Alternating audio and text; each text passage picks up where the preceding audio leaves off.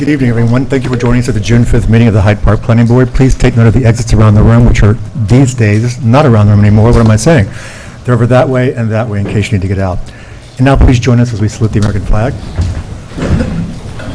I pledge allegiance to the flag of the United States of America and to the republic for which it stands, one nation, under God, indivisible, with liberty and justice for all. The first item on the agenda is a new public hearing from Marcos and Chalk. The planning board has previously approved this proposal. It's a site plan, but for a residential home located within a historic district. And it's got multiple buildings. Making a motion to open the public hearing. So moved. Second. All in favor, please say aye. Aye. Any nays or abstentions? Thank you. Any comments from consultants? Would anyone from the audience like to speak about this application? There being none, may I get a motion to close the public hearing? So moved. Is there a second? Second. Thank you. All in favor, please say aye. Aye. And Mr. Gerstry, I believe this is your resolution? Okay. Resolution to grant 1-year extension of time to start substantial construction of site plan Marcos and Chalk Residence, June 5th, 2024. Resolution 2023-16B. Whereas, now therefore be it resolved that the planning board grants the applicant a 1-year extension of time to start substantial construction of the project to June 22nd, 2025, and a 2-year extension of time to complete construction of the project to June 22nd, 2027. Second. Any further discussion? All in favor, please say aye. Aye. Any nays or abstentions? Motion carries unanimously. Next item on the agenda, continue public hearing for NRI Hotel and Villas located on the Culinary Institute of America's parcel. This has had extensive reviews. I believe we're ready to close the public hearing tonight, but in the meantime, I get a motion to reopen it. So moved. Second. Thank you. All in favor, please say aye. Aye. Aye. Any nays or abstentions? Gentlemen, come on up.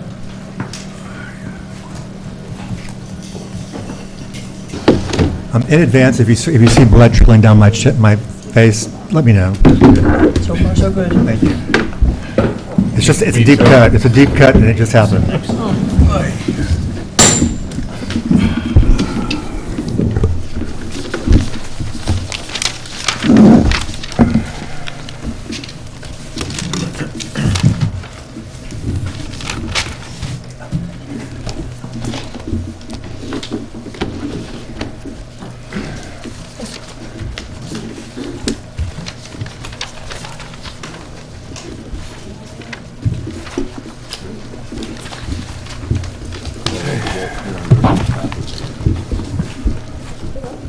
Okay, well, good afternoon. We have a rowdy consultants table tonight, sorry. That's who they are, I mean, can't control them. First, want to thank you for all the hard work that I know everyone put in drafting the resolution and providing to us. I know it was got down to the last second, and it's still not fully completed. There's some more work to do, but we're I think, 98% there. Closing in. So we thank you. What I guess we'll try to do, and ask your forbearance, and, we basically met out in the parking lot. Some of us don't have to put our hands on our wheels in our car, and was able to review it while driving up here. Some of us had to wait till we got here, and some of us got pulled over by the police trying to review it. So we've all had quite an adventure trying to absorb and process this. I'm being serious. So I guess... One of you was actually stopped by an officer? One of us was. Okay, sorry. Can we guess which one? We set that up ahead of time, to be honest with you. He did mention PS at one point. We couldn't put that together. Yeah. We told them to detain you guys longer, but they just couldn't do it. You know what? Make our day. You get a free meal. And I bet we have no Wi-Fi service. So so what I guess we'll try to do, if it works for you all, is go down the terms based on our initial preliminary review. That's what we And thought you were gonna do. if that makes sense, and we can talk through some of this, some of the issues, we need to go back, obviously, and talk more, as well as with Brent and others, so we'll do the best we can. So I think the first one would be number 4, the overflow parking agreement. So we have negotiated an overflow parking agreement. We have provided them with language. The only problem here is a couple of things. One, the CIA has insisted that we not do this, and this was before, when we were talking way back, not do this as a recordable easement. They don't want any recordable easements on their campus. We have recordable easements, obviously, north of the Marici Kill on all the other project elements under an REA, but they insisted, so we have a 4- or 5-page parking agreement. It's an affirmative obligation, binding obligation on their part, to provide us with 86 spaces, not in a particular location on the campus in their parking areas, and we gave them the discretion to indicate what the location would be, depending on the time frame and their activities. But it is binding. It cites to the inclusion in our entitlements, that is the genesis of this obligation. So we would just ask that the recordable and easement be removed.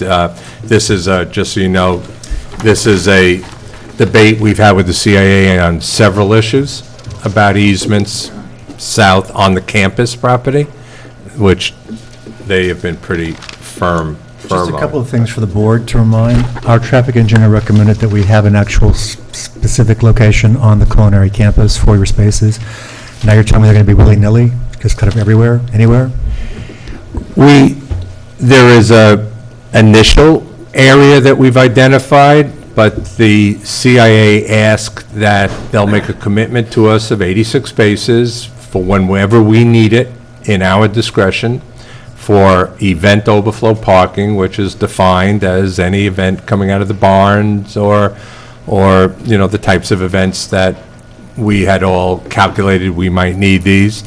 And they asked for discretion that there may be times where they use parking lot B or part of parking lot B and parking lot, part of C. Michael, Yeah. This came up as long ago as the June 15th, 2022 meeting. I think we were pretty firm that we wanted something permanent that's enforceable, because the problem with the CIA is the parking's always an issue with the CIA. So in lieu of an easement, we can talk about whether the board would accept, include on the site plan permanent spots where your overflow parking would be, and maybe it's alternate A and alternate B, but I think we need to actually have spots, because if you have one space here, one space here, one space here, that's not going to work in practicality, and you're going to have issues. Yeah, and to your point, Victoria, first of all, this is a legally binding agreement. It is written with notaries and the like. I mean, this is not an Is it informal revocable? agreement. Is it revocable? No, There's no way in the future to ever revoke this no, agreement? there's no terms for revocable. Another party, okay. There's a provision in there that in the future, in 18 months, if we can demonstrate through a traffic plan to the planning board that it's no longer needed, all or a portion of it, it can be revised and modified. However, that's subject to your decision. Otherwise, it's non-revocable. It's not called, Michael, it's not called a license, which is a revocable instrument, as many of you might know. It's a affirmative, and the term, it has a term that is contemporaneous with the term of our leases. So we So, haven't seen this? I don't believe. no, you have not. Nope. It literally, we got an agreement in the last couple of days on that.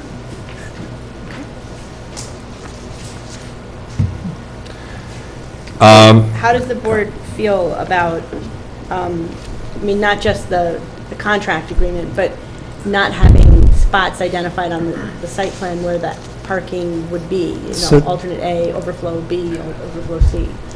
This 18 months timeframe in which to reevaluate whether you need the extra parking or not, you said that's subject to the planning board's approval? Yes. In what way? Are you amending the site plan? We have to make, and the agreement provides, if we determine that based on our programming and actual need, we have to hire, retain, we maintain this in the agreement, a traffic specialist to do a report, traffic report, and file it, submit it to the planning board. And if you, and it's subject completely to your discretion. It's based on your approval or denial. There's no, we didn't agree to any standards or any restraints on your analysis. We will give you, if we think there's a support for it, a professional parking analysis, and you'll either agree with it or deny it. Wait, is And- it a requirement that you do this after 18 months? Because you won't even be fully, operating at full capacity. No, I it's was just going to after- say 18 months after what, full build-out? After full build-out, after open full build-out. Yeah, but, I mean, Yeah. 18 months, we will have the parking on the west side, and that's who uses it. It's not the leasehold villas. It's all, so if we need it for, but again, I would just want to emphasize, this is completely within your discretion. If we think we can demonstrate that we don't have a need for it anymore, we'll give you a report, and you'll say yes and no. And the agreement provides that if you deny it and require it, they have to continue to, I mean, I get it, you're talking about the future, but we're talking about actually getting there now, which is, day one, the they board have needs to know whether, they'll accept not having parking, overflow parking. Oh, no, day designated one, somewhere. Victoria, day one, it's an absolute legal obligation for them to provide But it. what would change in 18 months?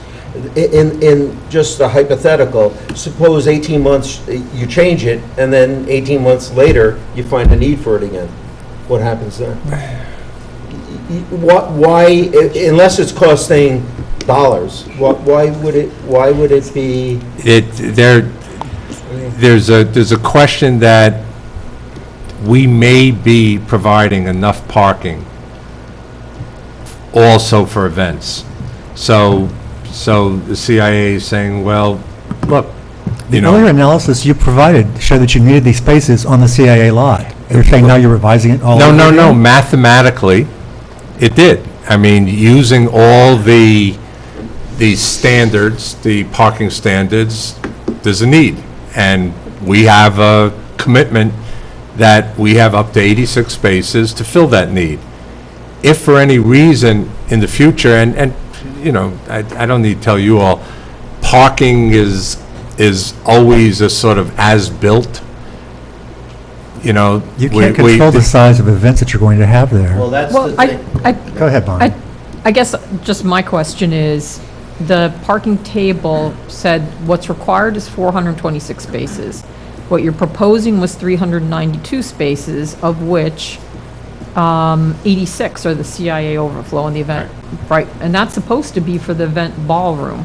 So my question is this just required for the facility period, and is there a variance needed to get rid of parking? Because this is what was calculated as what was required, and then there was some leeway given because of the overlap between the restaurant, the spa, and the event ballroom.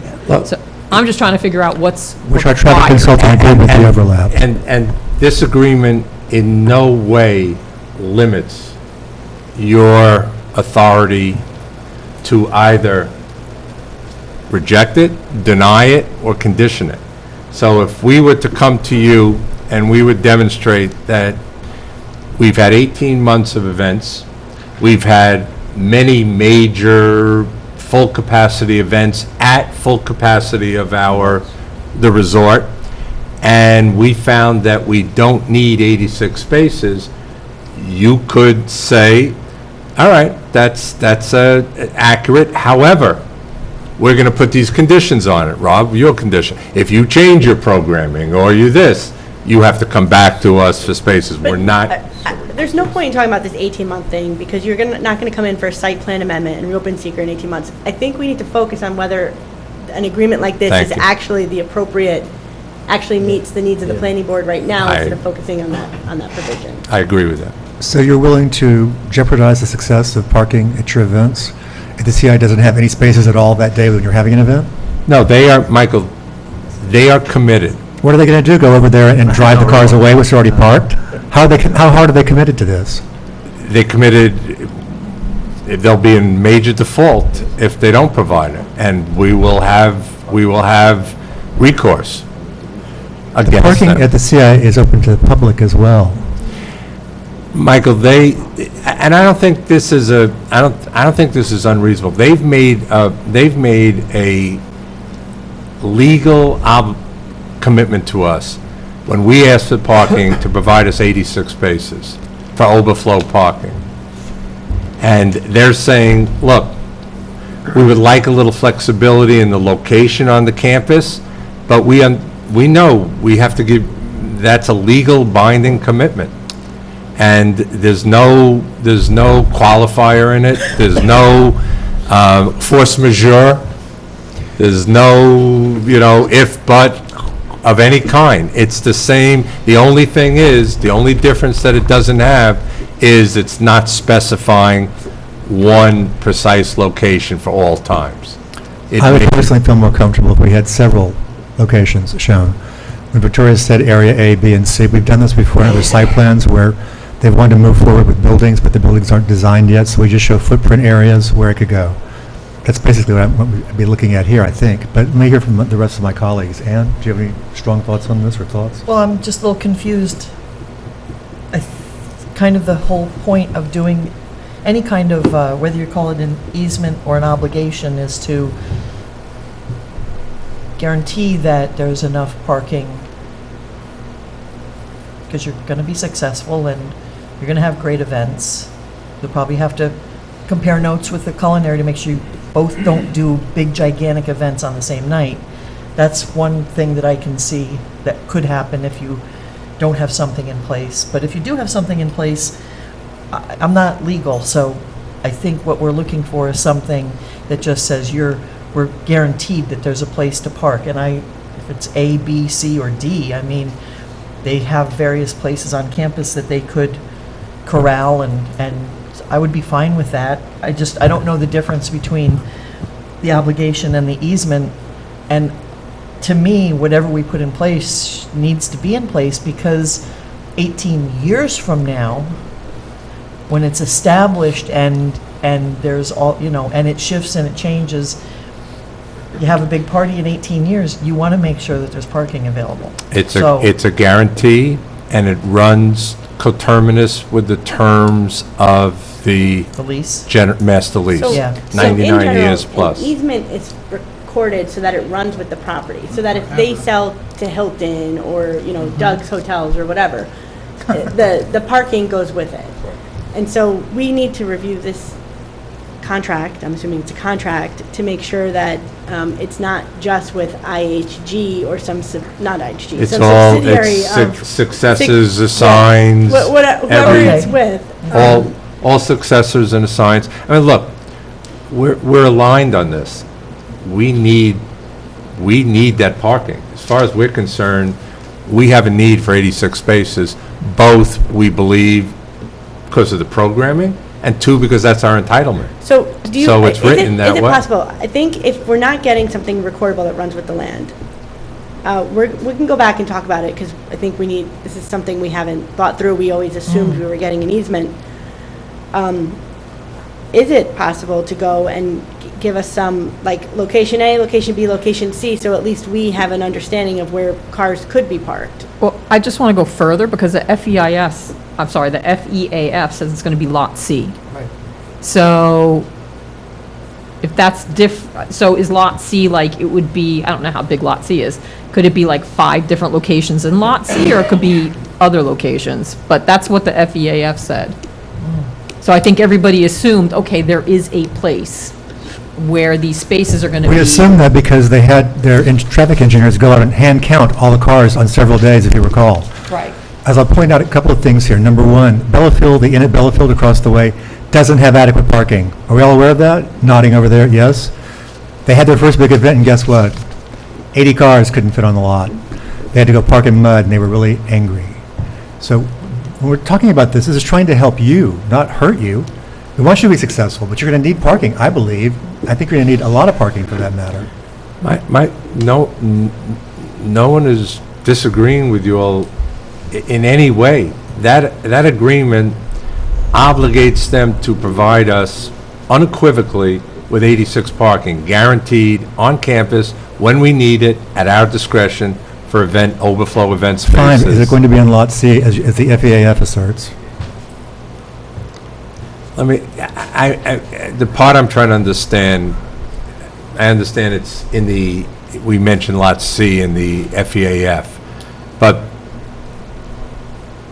is there really any negative impact if they say to us, look, we understand we have to provide you with 86 spaces, we might put half your cars in B and half in C, and this particular We need it to be on the enforceable camp- by the town of Hyde Park. So if you end up, or CIA ends up not providing that parking and we have some issue, it needs to be either on the site plan, so the town can say, CIA, you are in violation of your site plan approval. This is, parking is required to be provided for the hotel, or, you're in violation of the easement, because we would ask for a third-party right, potentially. So there's reasons But Victoria, why we're trying to create this paper trail. can't the obligation, so you can enforce it, can be built into the resolution? It's a resolution citing to the agreement, and it's part of and that's the genesis of this whole agreement, that it's pursuant to your requirement in our site plan. So yes, it should be cited to, as I think you have, and I'll give you the agreement, we'll give you the agreement before final, but it should be cited to in your resolution as, Right, it'll have to be incorporated into the site plan Yeah. itself, but, okay, let's Move on. start by We'll talk getting a about copy it. of But it. All right. we need the copy, don't say before final. If you give the copy of the agreement next Wednesday at a special meeting, not acceptable. say that again, Mike? It wouldn't be acceptable for us to receive the agreement next week. It needs to come very quickly because we're working again on this Monday morning. Michael, I'll have it to you tomorrow morning. Thank you. You- Yes, John. Well, no, I mean, Could you move your mic closer, John? sorry. Thank you. I mean, I'm No, closer this way. sorry. I'm just thinking about, like, okay, there's a couple things that go through my mind. One is, if this agreement is like an easement, or just like an easement, why won't the culinary give the easement? And I think it's because the easement is permanent. It's like a deed restriction, right? Mm-hmm.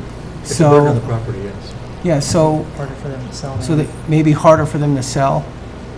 And so therefore, like, if the culinary's not here, or it goes bankrupt, or somebody else buys it, or whatever, it's definitely got to be, like you said, in perpetuity, I guess it would be the word. It runs, Right.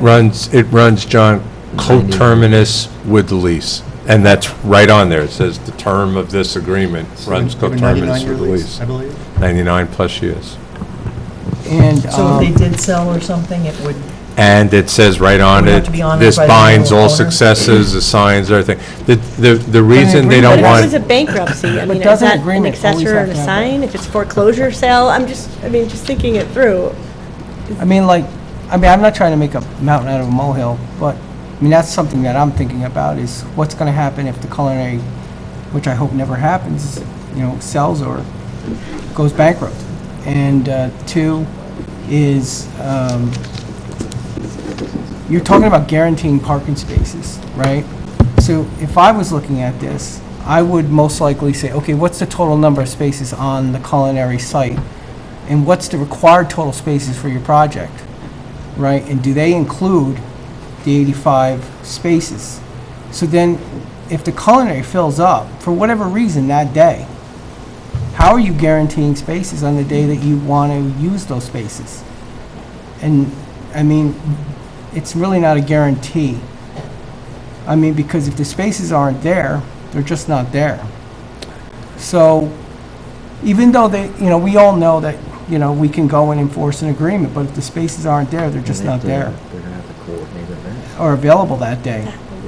So, I don't know. I mean, me personally, I'd like to at least see at a minimum that the parking, that the 85 spaces are guaranteed, are, we know exactly where they are. Okay, just for that reason.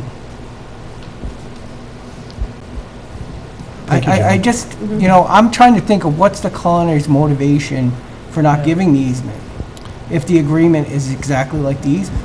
I can answer that, John, Okay, because we've fought with them about this. I believe it. And, I believe it. and they're at, and, we said to them, same thing. The planning board wants an easement.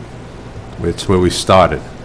And they don't want any of their land on the campus per se, being lienable, to have liens on them, That makes sense. or have other restrictive covenants on them, except for, this is an affirmative obligation versus a lien. Okay. That's their, But still, we still need the spaces. and we had, believe me, we knew you wanted as strict an obligation as possible, and we said, yes.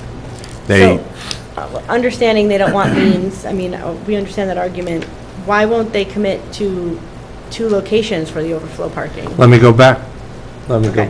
I mean, they asked for, look, I think they wanted flexibility. Yeah, that's what they wanted. In case they had something in that parking lot Okay. and needed to move us to another alternate location. Then list the alternate locations. This is the first lot, this is the second, this is the third. It's very easy. okay, if that's the case, we'll get that.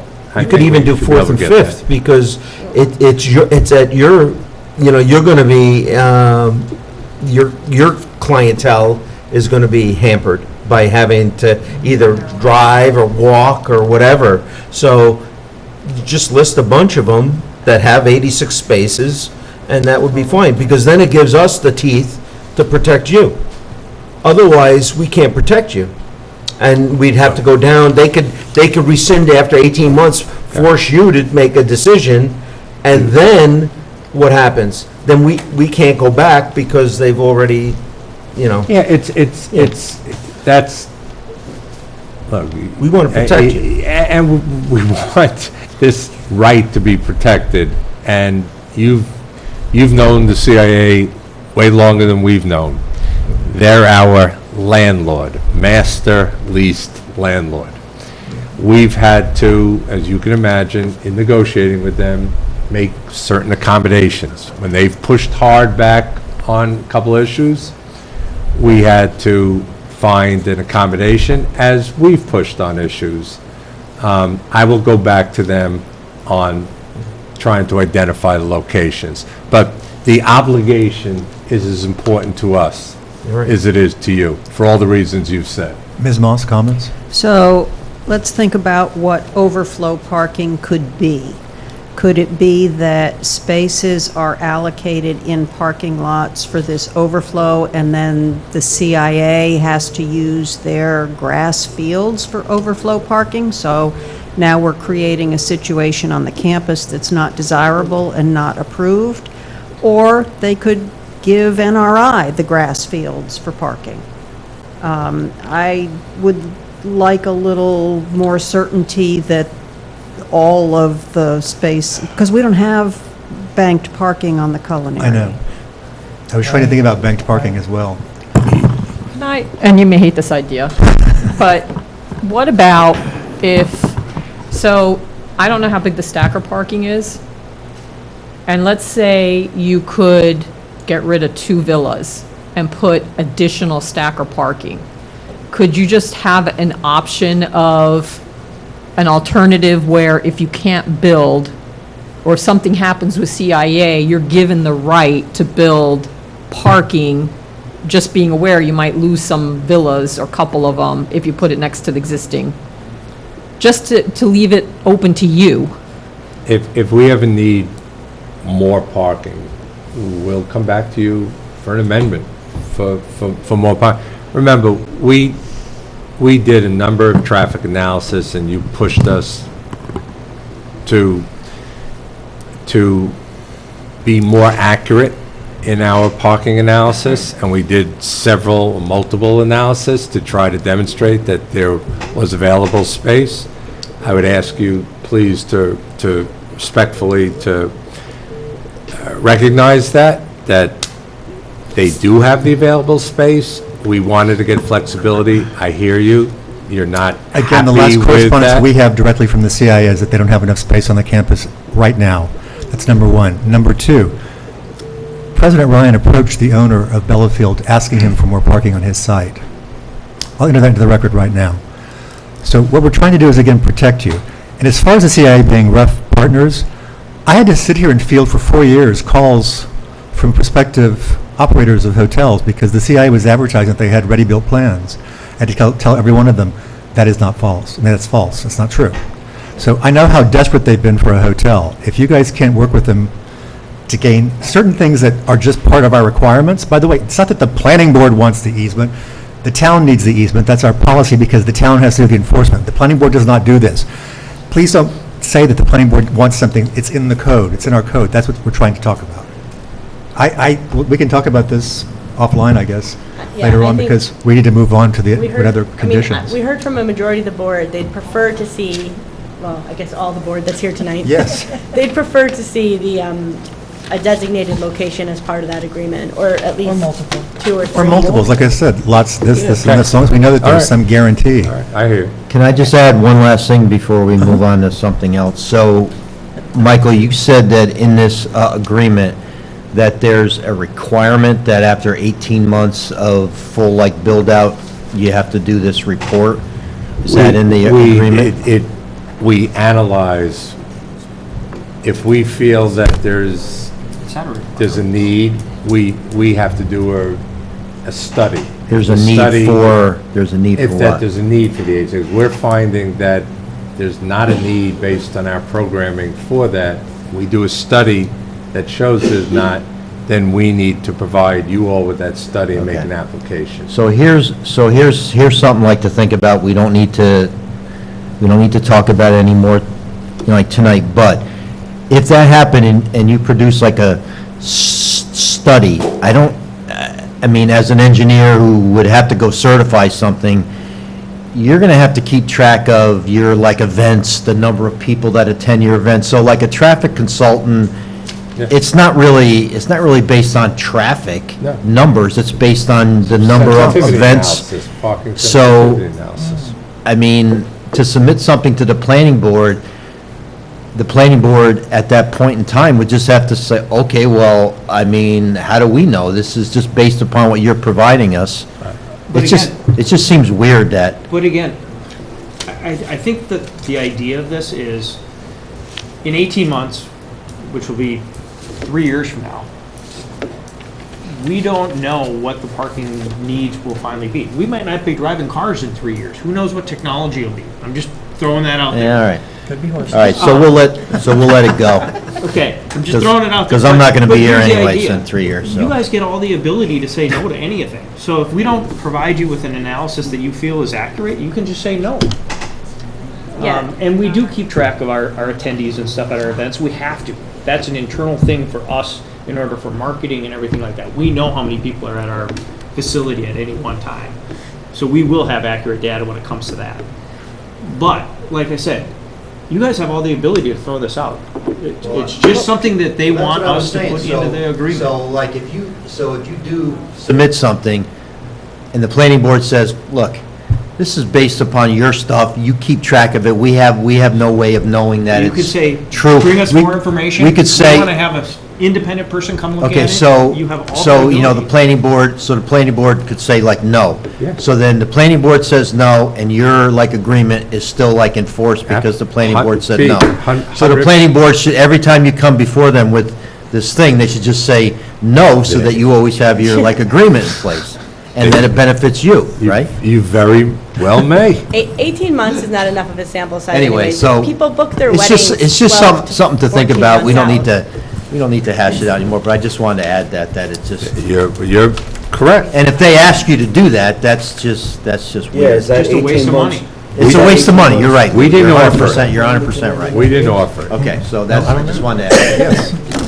I guess my query on this is when, Lou, you just said, well, you can have an independent person come and look at the data. The data would be historical. What's the independent person supposed to do? Say, oh, I don't believe that there were 40 people here that day? There is no way for us to verify whatever your person is saying actually happened. That's not possible for us. No disagreement there. And I guess that's why I'm saying, you guys could say, hey, we want an independent person to do another 6 more months of analysis or 7 more months analysis. But you have that ability.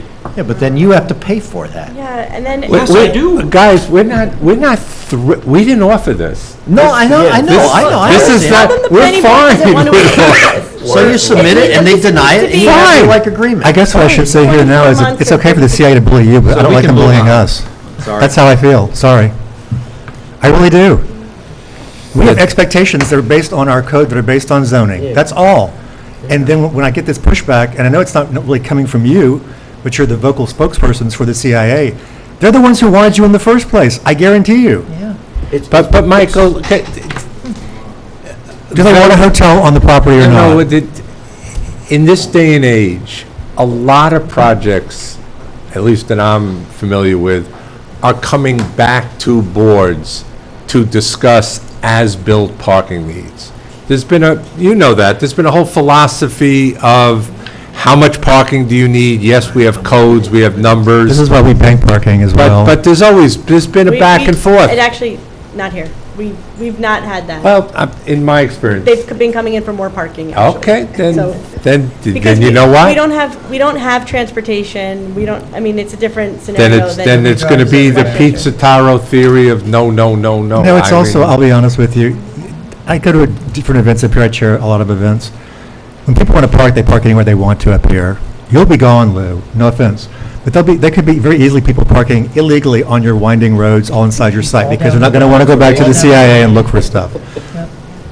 Scenic Hudson's had 2 events where they had so many people that there was not, the overflow parking became sloppy Bad parking idea, right, everyplace Dan? else. Parking on roads? Just saying. At any rate, Okay. let's move on to the next Okay. one. Let's move on to the next point. That was the first one. The next one, I'm a little gun shy here. There are no other ones. Thank you very much. I doubt that. It's a great document. Well, I mean, should we just go, Michael, do you want to just go through them quickly so we can get board comments as well? From the top? Well, no, if they're accepting some, well, not automatically, you haven't had a chance to review everything properly. I mean, there's But one or there's- 2 of them we need to go, like I said, we need to go back and talk about, but the ones that we, Yeah, they can. But let's just continue on with the ones that you okay, think the are the ones most we have important. comments on now? All right, 11 was the escrow for the environmental monitor. We were wondering why you couldn't combine these into one escrow. I knew you were going to I got ask that. overruled. You guys talk about that then. So Michael and I agree. So it wouldn't be the same company. So like, for instance, there's what we're calling an environmental monitor that would be to look at the construction, make sure the disturbance is within the limits, go out and check the fencing before, construction starts, review the SWIP-like reports, go out with the zoning administrator, check on the disturbance, blah, blah, blah. That particular firm probably doesn't have the invasive species, experience. So that's why, we thought that it'd be two separate outfits, not one. So in other words, and plus, the town doesn't draw off of one, account. They create separate accounts for That's for true. different, like, tasks, so that if one falls short, that can be replenished, so, that's, It just, the short answer is there's two different firms. why, did I Oh, no. explain too much? Yeah. Two different firms. Can we cap an amount here? I'm not gonna agree to cap an amount. Well, I mean, no, we can't, we can't agree to a cap, because it depends on when you get out to the site. If there are no invasive species, it's one number, but if the site happens to be riddled, or if care wasn't taken, and the rhizomes get all dug up and spread, it's gonna be another number.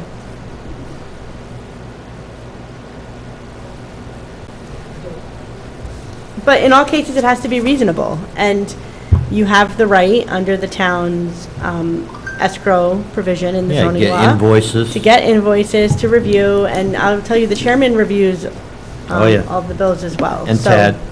it's not a blank check. Well, but there is no time frame here. There's a time frame for duration, but are you going to send somebody out every single day, every other day, every week? Okay. Other places where I've done this, and I've done this in other towns, it's every 30 days they'll send a person out, every 60 days. During the growing season, it'll happen every month, and over the winter, there won't be anything for the environmental, for invasive species. So I guess what I'm looking for is a little bit of limiting here, because I can't just open myself up to a blank check. So can I ask you guys, do you want to take the first shot at putting together Right. what you think would be a fair schedule that we can include in the site plan then? Will do. Yeah, Okay, thank you. do that. That's great. That's fine. And look, we need that. All right. And that's a good point. You made a good point, by the way. Yeah, then, yes. All right. The next one, again, this was all done sort of in the parking lot and alike, so. Well, you may come up with other ones after Yeah, the meeting, do but the just best I go can. through the ones that you know now. Number 18 was the emergency generators at each pump station. My understanding is that the emergency generators will all come out of the hearth, and that's on the plans now. We're going to have a centralized emergency generator for the site. For the pump stations? Yes, one large generator. All right, so that's fine. So you just have to go note that on the plan, so we can like revise that to just say what you just said, to put like a note on the map Okay. based upon what you just said. That's Okay, fine. great. Can we just, Michael, can we go back to 12, about the environmental monitor? This is about an easement agreement. Oh, another easement agreement. Well, I mean, I don't want to have a full discussion, I'm just pointing out this language because you objected to the similar language about. The easement agreement here, as the easement agreement on number 6, We'll terminate. might not be as difficult terminates. because they're not on the They're not campus. open-ended, they Right. terminate as well. And they terminate. But And they're they're not on, on campus. they're on our leased property. Or the areas we already have easements on. Okay, fine, good. It's the campus. That's the problem. That's the problem. Yeah. They don't want us putting easements on the campus.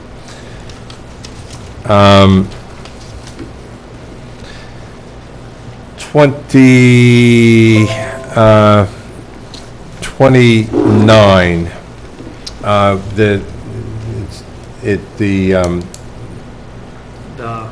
with the Winnicky paths and the surfacing, Tad, we had that conversation specifically with, I think it's Bob Davis from the Winnicky, and with Mike Barnacle. They were looking at different treatments for it. This was the treatment that they felt was the most They actually specified this to us. Winnicke did. They gave us this spec to put into our plan.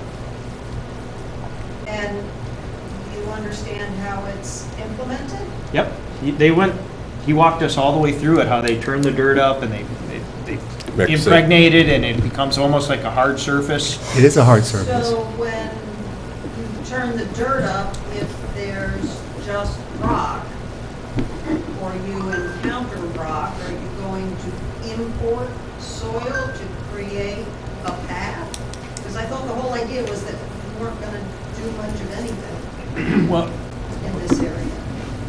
we didn't want to do much of anything. This is what they gave us and said, this is what we would like you to do. So we put that into our plans.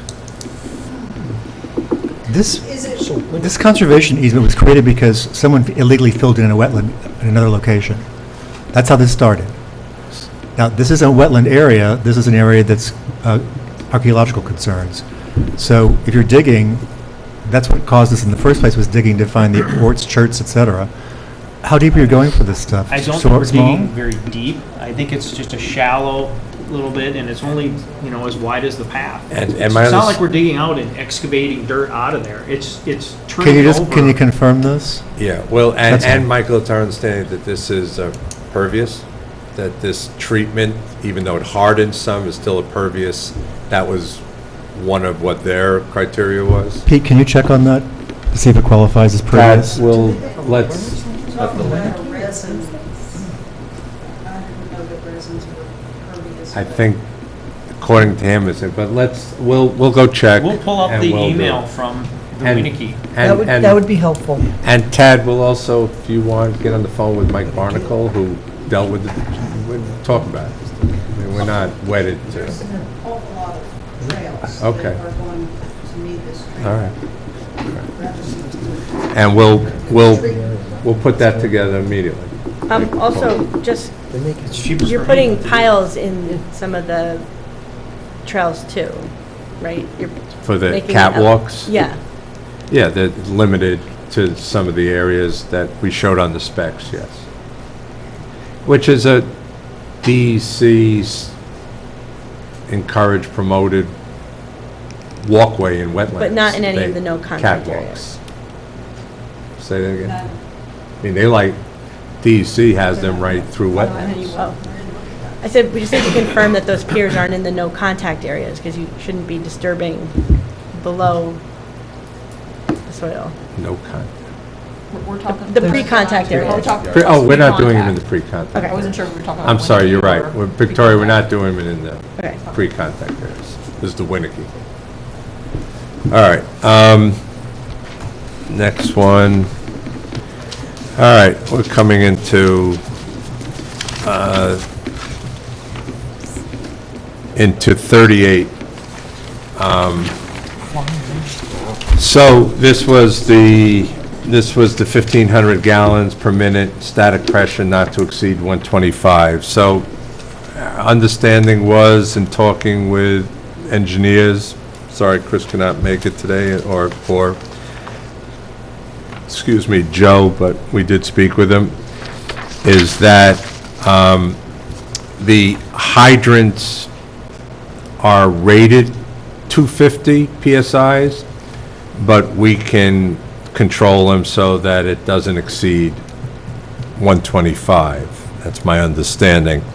The 1,500 gallons capacity, the hydrant is rated and designed for 1,500 gallons, but it's dependent upon the system, the water system coming from, my understanding, coming from the water system, which would, I guess, would be the county, right, water system, and that's Isn't this just a requirement? 1,300. I mean, are you asking us to revise this note, or what do you suggest? I think it's more a clarification that the hydrant will have a capacity of at least 1,500, but the system and not to exceed 125, I think we can do that too.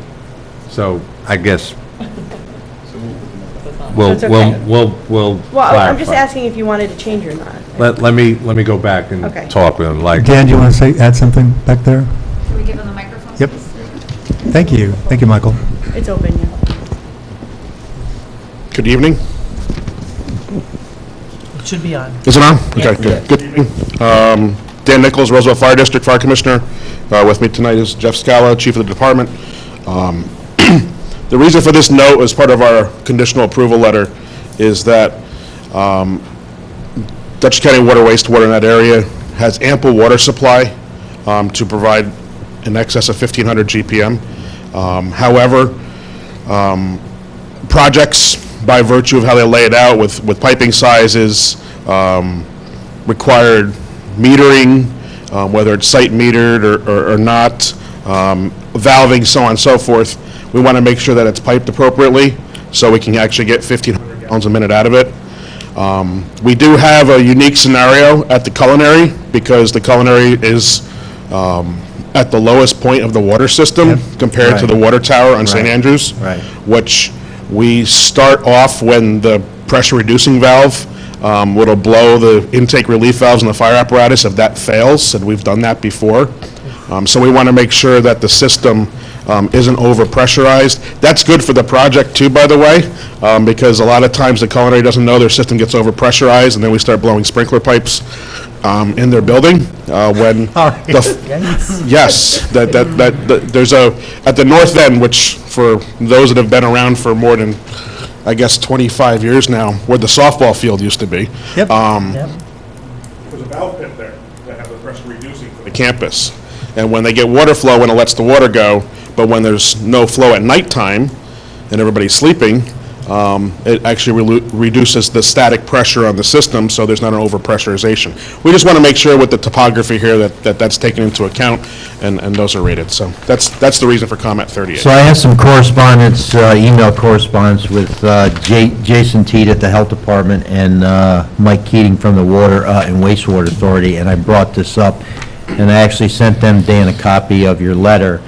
And because I had asked a question about, the water modeling that was done by the applicant as part of the Health Department approval, I wanted to know if it took into account, the fire flow requirements and all that kind of stuff. So Jason had told me that the main in Route 9 that they're tapping into had 100 PSI at that point, and then obviously they go down into the site, dropping like an elevation. So I did speak to Chris about this yesterday, and I think Chris was going to call Jason and just talk to him a little bit about it. So I think this will all get straightened out as you guys finalize your health department approval, but Jason's concern was also overpressurization once it went down the hill to where the villas are.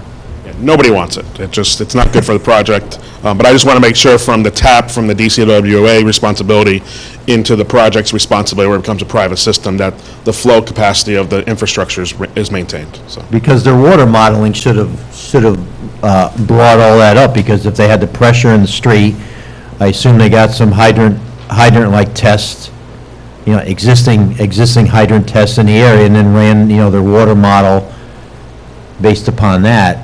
I would think it would be all correct, but, so anyway, so we brought it up to the Health Department and the Water Authority. They know about it, they have a copy of your letter, and they're gonna go take that into account as they complete their reviews. Great. And Mr. Chair, if I can ask the indulgence of the board, if we could do the fire department comments sequentially? Sure. Due to a time constraint, so. Sure. At Mr. Zarin's discretion. Go ahead.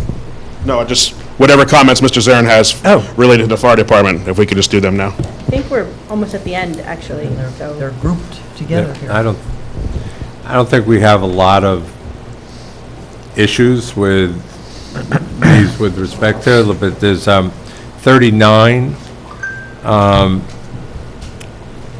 My understanding from our engineers and construction is that there are walls that are standalone over 4 feet or are going to be supercharged, such as the emergency road, where the design we will comply with this, or we can comply with this. There are other walls that meet this description that are connected to buildings or related structurally to Right, buildings. that'll be part of the foundation system for those.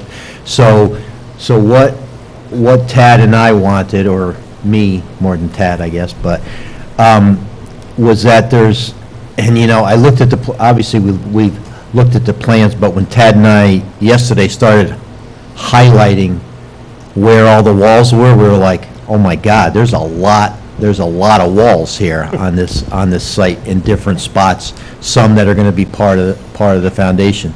So what we would like, and for you guys also, is to have each of the walls numbered and a schedule put on some plan that we agree to, that would say when that wall is going to be built, in what phase or group, whatever we're going to call it, probably on, your grouping plan there, what phase or group that wall's going to be built in, and if it's over 4 feet and requires the design of a PE, is that going to be done before building permit, before construction? We haven't really thought that out. So we want to have something that you guys know that you can follow, that, okay, we got to have the engineer, design this wall before we apply for a building permit, or whatever we, agree with you. Does that make sense? Yes. Makes sense? Yeah. Yeah. And again, if some of the walls are part of a building foundation wall, well, then that's easy. You just say to be part of building foundation application for building permit, or something like that. Yeah. So Yep. Pete, you wouldn't approve it before site plan, you would approve it at some point later? Well, I mean, before what? Before the chairman signs the map?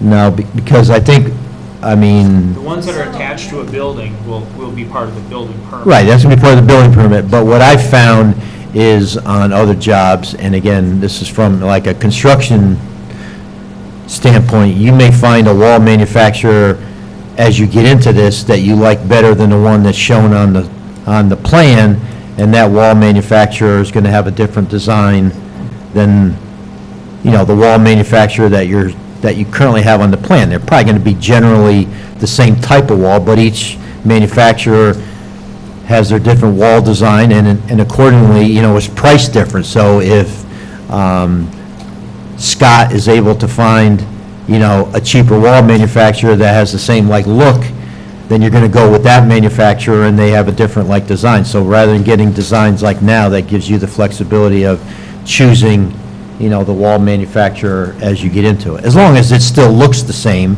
as what the planning board's approving. Does that make sense? Everybody's nodding, so I guess that's all right? Yes. Okay. Okay. If these two are nodding, Yes. that's good. Well, you were nodding too, so, but I don't think you knew what you were nodding at, but. It's to give you flexibility so that if you find a wall manufacturer that, say, fits your value engineering needs better. There you go, that's good. Value engineering. Okay. The last issue, well, two issues.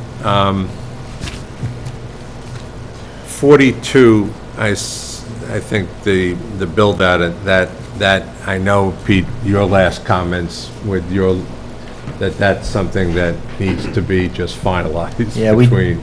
we don't quite understand it. We understand it better than we did 2 or 3 weeks ago, but, and again, I think if we just sit down with you guys, Chris, whatever, and Victoria, and I think we can hash it out, but it's just, it didn't seem like the construction phasing plans were jiving with, the build-out plan. They're better than what we had before, but I just wanted to keep this a little broad, and we'll all work together, because we want to, and I wanted to make sure that, because there was requirements on there, it specifically focused on what you needed for issuance of a CO. We wanted to also add something, again, for your benefit and for ours, that, okay, these are things that need to be done before a building permit is issued. So Fair enough. it's for you and for us. Okay, good. So, There wasn't any reference to the 5-acre waiver in this. Would that get subsumed in that? Does that get subsumed in the SWIP, or how does that? Or 10 acre, well, 5, 10. Over 10 is going to have to go to the planning board. No, No, well, you're not going to allow over 10. But I think That's the sto- that's just stormwater. approved by, well, not the stormwater officer anymore, but, No, and I don't know what's in the new permit, so,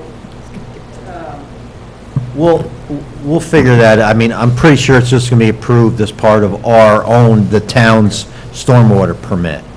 So, and we would, when we issue that, we would issue, the letter that says, we agreed to, the 5-acre waiver request. Okay, it's not a subject for this resolution. Michael, do you want to skip to the fire department issues since they're here? Yeah. The last issue, the fire department issues, is the communications plan. And I'm going to turn that over to Lou. We do see that it's in consultation with the building inspector and fire inspector. Victoria told me the town has a fire inspector. I was just asking, has anyone worked? Scott, so I would be curious who that is for the town. Pete Pete? Longy, LONGI. Longy. But I'll let Lou speak to the technical issues raised in that, and then we can talk about where we go from here. Can you move the microphone over, Tim? Thank you. Thank you. To begin with, we just want to make sure that we are not into a situation where we have to work with an outside vendor that we have no control over. And what I'm concerned about is this 911 text and voice. To extent possible, we will willing to work with that, but I guess the practicality part of it is what gets us a little concerned. There's a million ways to solve the issue, and I guess I just want to understand how we would be expected to enforce that plan. Dan, you want to add anything to this? Sure. Thank you. Just to give the board some context to why this is a consideration in our letter that we sent to you that's been continuous. December of 2023, we did have a meeting with the project where we did talk about the bridge and its inability to be rated for fire service access, i.e. connecting their campus with the culinary educational campus. We see this as an essential response issue because regardless of what it's named or whatever, there's a litany of different ways that a call to 911 can be dispatched. I'm at the culinary. Well, are you at the culinary parking your car on the campus? Are you at the culinary at the new project that they're building because I just walked back from dinner, or that's what I know? Are you at the culinary on the project in the Roosevelt Fire District, or are you at the culinary new project in the Hyde Park Fire District? It's a very confusing piece, and that's why we thought the road was so essential. In our response back on the circulation of SECRA, we did indicate that we were not ready to do a neg deck because we had response issues, this being the major one, of how we understand how we communicate through an essentially a transient population on the project premises, whether you're on the educational side, the NRI side, what have you. So this is really a piece of this. In that conversation, the petitioner did bring up, or the applicant did bring up that, hey, maybe there's a communications plan, and we're going along with that, okay? We understand the costs and the environmental impacts of putting in the roadway. We're not trying to be naive to those, okay? But we have a real problem in this area, okay? 3 fire departments are dispatched to an auto accident from Culinary, from St. Andrews Road to the Stewart shop at the Hyde Park Town border, because we normally can't figure out where the auto accident is, okay? It's a mutual assignment, okay? And we send a whole bunch of fire trucks because we just can't figure out where it is because the area that this is in is very bad for cell service and identifying where the location is. 90% of the cell calls actually go to Ulster County because that's the tower you can see, okay? However, if you're along the railroad tracks, you never know where it's going. I can tell you by firsthand experience because you're down in the valley, and with the topography of this property, it becomes essential for us to be able to pinpoint people better. I agree, there's multiple ways you can do this. Will it have to be potentially run by a third party? I can't answer that definitively because of the different technologies that are available out there, okay? But this is the real reason why we're so concerned about this parcel, because we just need to know how to get around, okay? The reasoning for it to be here and the emergency responder radio coverage, yes, it's in the fire code of New York State. Yes, it would be a requirement for these buildings to be mapped. Our ask is admittedly above the fire code of New York State, which is for the premises because of the nature of the transient usage, the trail connections, and the topography. And where are you? Walking back and forth along the pedestrian bridge as an example. So that's really the ask here. So I can't promise, Lou, that it's not a third party, okay? Because I don't know what technologies are available today. I don't know what technologies are available tomorrow, okay? 18 months ago in Dutchess County, you couldn't text 911. Now it's what people call 911 on, they text. I can't figure out how you would do that, but others do, and they're happy about it. I didn't know that. Yeah, you can text on 911 now, okay, in Dutchess County. So if you're in a situation where you can't speak and you need to get emergency services to you. Oh, that makes okay, sense. whether you're in a hostile situation or say something's wrong, 911's available through text messaging through the, Dutchess County. So, and it goes right to our local PSAP at 392 Creek That's Road. a problem now. So, So if I could kind of summarize that, you were looking initially, because I know you asked for it in a letter to us, you're looking to have the bridge over the Marici Kill travelable by truck, Fire apparatus. which Yes. it's going to be very difficult for the applicants to deal with DEC because of all the costs associated, and they'd have opens, you name it. So you're saying the applicant proposed communication plan because most people, if they stay on the culinary, you're going to go right into 1936 Campus Drive, and there's no way to keep driving to get over to the hotel if you find out it's over there. So we need to make sure there's a better way to communicate in advance. yeah, we Is that did, right? so yes, sir. And what I also did, just to make sure that we weren't off the page, is that I went down to the service road and put the GIS coordinates in from that service road into our program. Now, our response program that automatically produces maps will bring you to the closest known address. So from the service road, everybody can guess where it went to. Okay, it went to the Escoffier building. Okay, so that's the northernmost building on the culinary campus. So that's the challenge that we face. Thank you, Dan. Thank you for the planning board, and if there's any other questions for me, my Let me apologies. just I have ask to a run, question, so. Dan, quick. So, right now, before this project, right now, if you get a call from, well, if there's a 911 call from the culinary, wherever on the culinary, how do you know who's gonna respond to that? Because the culinary is covered by you guys and Fairview, right? The culinary is 99, unless you're in the chapel at the entrance, you're in the Roosevelt Fire District. Okay, so who knows, I mean, how do you know who's supposed to respond? Because it comes on cell phone and they say, where are you? And it says, the culinary. So we go to the campus, okay, and they guide through on the culinary. Okay, it's done as a verbal message. Okay, when you're on another project, okay, and listen, I'm not bringing Belfield in this conversation, but people go to Belfield think to go on the culinary too. That's not for this group to solve. But it is a confusing area with known cell phone location issues and a topography that will be challenging for our radio systems, so. So what you're proposing for their project with the communication like system, if there was a call from their project, that would enable you to know specifically it was at their site versus the culinary campus itself, is that? Yes, and I do appreciate the language ed and maximum extent practicable, okay? I think there's value in understanding it's not going to be 100%. I would never hold them to 100%. But, considerations of how it would work,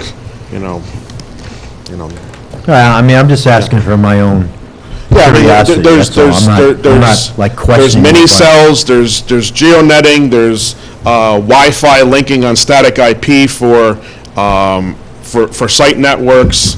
I'm not a comms guy, so after this, I don't sound smart, but, Oh, you sound plenty smart. And so, Rob did some research on this. Is there, like, the fire alarm annunciator?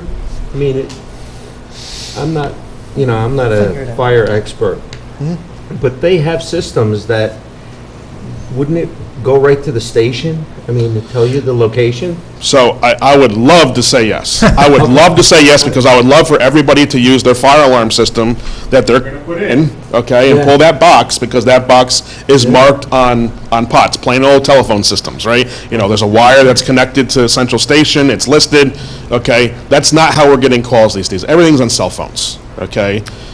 Everything is on cell phones. People pick it up, they dial 911, they're like, the screen turned red, I've never seen that before, okay? And then it goes off to the local cell tower, which then gets connected to a PSAP, public safety answering position, okay? That's where your cell phone calls go to.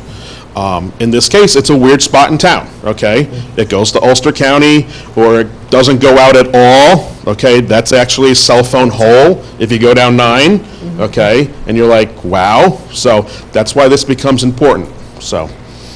Okay. I wish it was the fire alarm. I wish I could say yes, and if the fire alarm does go off, we have no issues, okay? But it's a cell phone. Yeah, see, I didn't investigate it any further Yeah. because, I don't know the right questions to ask, but I guess the company is AFA Pavilion?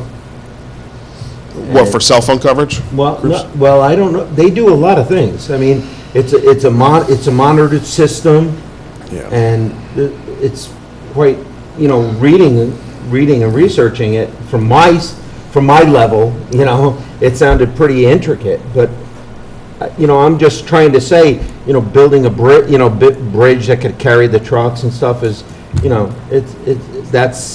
there's gotta be a way, and somebody has it, I'm sure.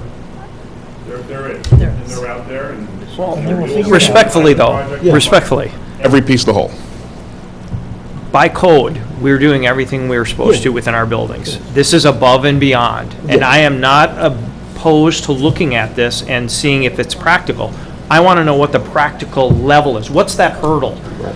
Do I have to spend $3 million on this? Is that going to be considered practical? Yeah, well, that's And that's why I have I want to understand this better, and I can't say that and you won't issue a permit without this. And that's another one, because some of this stuff can't be done until after the building's actually built, when we do the heat map inside of it and see where we have radio problems. So there are some things in here that I think we need to talk about further. Isn't the communications plan required before you pull a building permit anyways? Excuse me? I mean, you're required to submit a plan before you pull a building permit, so Not- we- I think we're talking about two separate things. Yeah, I think We're we're, talking about Poverty Communication System, and then the other one's Chapter 33. okay. Can I make maybe One is during an construction. observation, Michael? Got it. That technically, this is way above my pay grade, and I'm not even going to touch that. But what I'm seeing here is that what Dan just articulated, I don't think we have a problem with, and I think that was articulated in in the first sentence of A, what is his objective here? That what is, because we're not going to have the bridge be fire safety, Dan said, I think, and he's been consistent, that this is about coming up with a system where a call made from the premises is routed with the correct information to indicate its location within the project area and not CIA educational campus. I think that's been his goal, that us not being able to build the bridge. So and then maybe B, some that emergency response, that radio coverage is provided throughout the project area. Now, I think we may debate on which and every area needs coverage or what level of coverage, but I think those are the two goals, especially A, that Dan mentioned. I would propose or submit that the balance of it really starts identifying specific systems. And I think the point is that we should identify the goal, which was the opening sentence, and leave those first two sentences on A and B in here, and then leave it to the parties to explore all the different systems and find something that best addresses those objectives to the maximum extent practical, which I think is the goal here.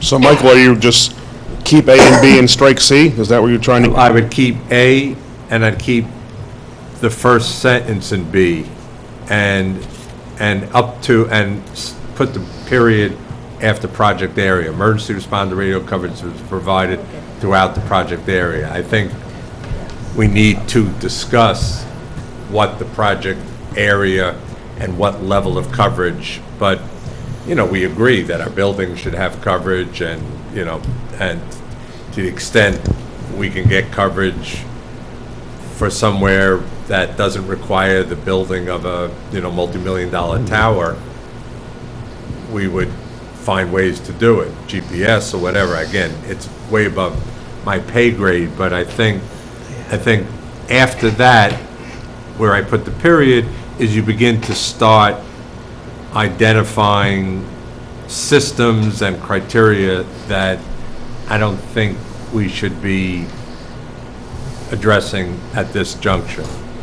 I think this is the two objectives, and we need to work together to You're address saying that them. you may not want the project area to be defined as buildings, outdoor areas utilized for entertainment? Correct. What's the whole first sentence? It may, I understand what you're wanting. Why are you trying to object to outdoor areas that are used for events, parties, etc.? Those people could just die? or a trail system. The- But isn't that where it's important? Because Right, someone is somebody's going to be hurt hurt on on the the trail. That's where you have the gap. Didn't you say the whole first sentence? Again, respectfully, this is above and beyond the code, and Dan has admitted that. And I just want to be practical about this, okay? And that's why I keep going back to this extent practical. What is the hurdle that becomes practical, okay? And because you're also making me talk to the building inspector and fire inspector, which I don't have a lot of knowledge about, or how they're going to react, or where their stance is on this, and I need their approval. So I just want to make sure that we're being fair about this, and I'm not going to be hemmed into a corner where I'm going to walk away, you know. So, I mean, I know that you need a level of comfort, but one thing I would say is this is written as goals, right? We want you to work towards this. But as you know, we'll be coming back to talk about parking in 18 months. When you do some more research and you have a plan and you have more specifics, you can come back and talk about that as well. And then if we need to talk about it, change something, I mean, the board's usually open to that. And if we need to, like, amend this Right, I mean, we can before. Right, we can amend conditions. It's just, right now, I don't know if the board has enough information and you don't have enough information to I decide don't. how this should be amended. But I'm going to have to spend a lot of money to go figure this out. But This isn't normally something that is given to an owner. All these three things on here are not normally given to an owner to deal with. This is normally done by the fire department and the municipality. Okay, now you're turning this over and making this into my issue and me to deal with it. Wait, Dan, can you just explain, because again, this is something that doesn't come up often with the planning board. The communications plan, when is it normally approved? How does the process usually work in a normal case? So, remember, we are here as an alternative to something that you do approve, which is a bridge, okay? So, remember that we are talking about an alternative to a bridge, okay? So, that is... Excuse me, again, the bridge is not required. And that was never part of the project, and we have to stop talking about the bridge. I know it's something is that not gonna everybody stop wished talking they about the had. bridge. We wish we had it, but it didn't happen. It's not going to happen. We have to stop talking about it. And to make me do this because of the bridge is It is my inaccurate. understanding that you offered this as an alternative to the bridge. Is that wrong? I don't remember offering. This was offered at the December 4th meeting on Zoom. We talked about we would look into stuff, but now you're making it my responsibility to. And what do you mean by the hire- municipality would take care of it normally? Can you explain Can we that just to have me? Danny, I'd like to just hear what the normal process is. There's not always a communication plan, is there? There's a communication plan during construction. So generally, if there was we would first require a consultant to do a study, which I am not requiring today. But who would require that? Who would require this? This would come generally through the fire official, Okay. okay? So the fire inspector? In New York State, that would be the fire inspector, yes. Yeah, okay. So they would say, in this case, we want a communications plan, go hire a third-party consultant and figure this out. Yes, and in my experience, my very, very recent experience, this conversation is much more suited now than when it's suited currently in the fire code, whereas when you go do your commissioning test and you fail, you have to build new infrastructure in a building, which is never fun, okay? That's what I'm trying to avoid here by doing it one time for the entire project, okay? Because we, at 2 in the morning, can't have 10 different systems in 10 different buildings going to 10 different channels to figure out how to operate. So then, Mr. Dorso, can you go back to Michael's question or the chairman's question about what do you mean it's the municipality's responsibility? Per the code, the outside radio system is not a responsibility of the owner. That is normally provided by the municipality, the coverage. The cell towers are normally provided by outside vendors. That's not provided by the owner.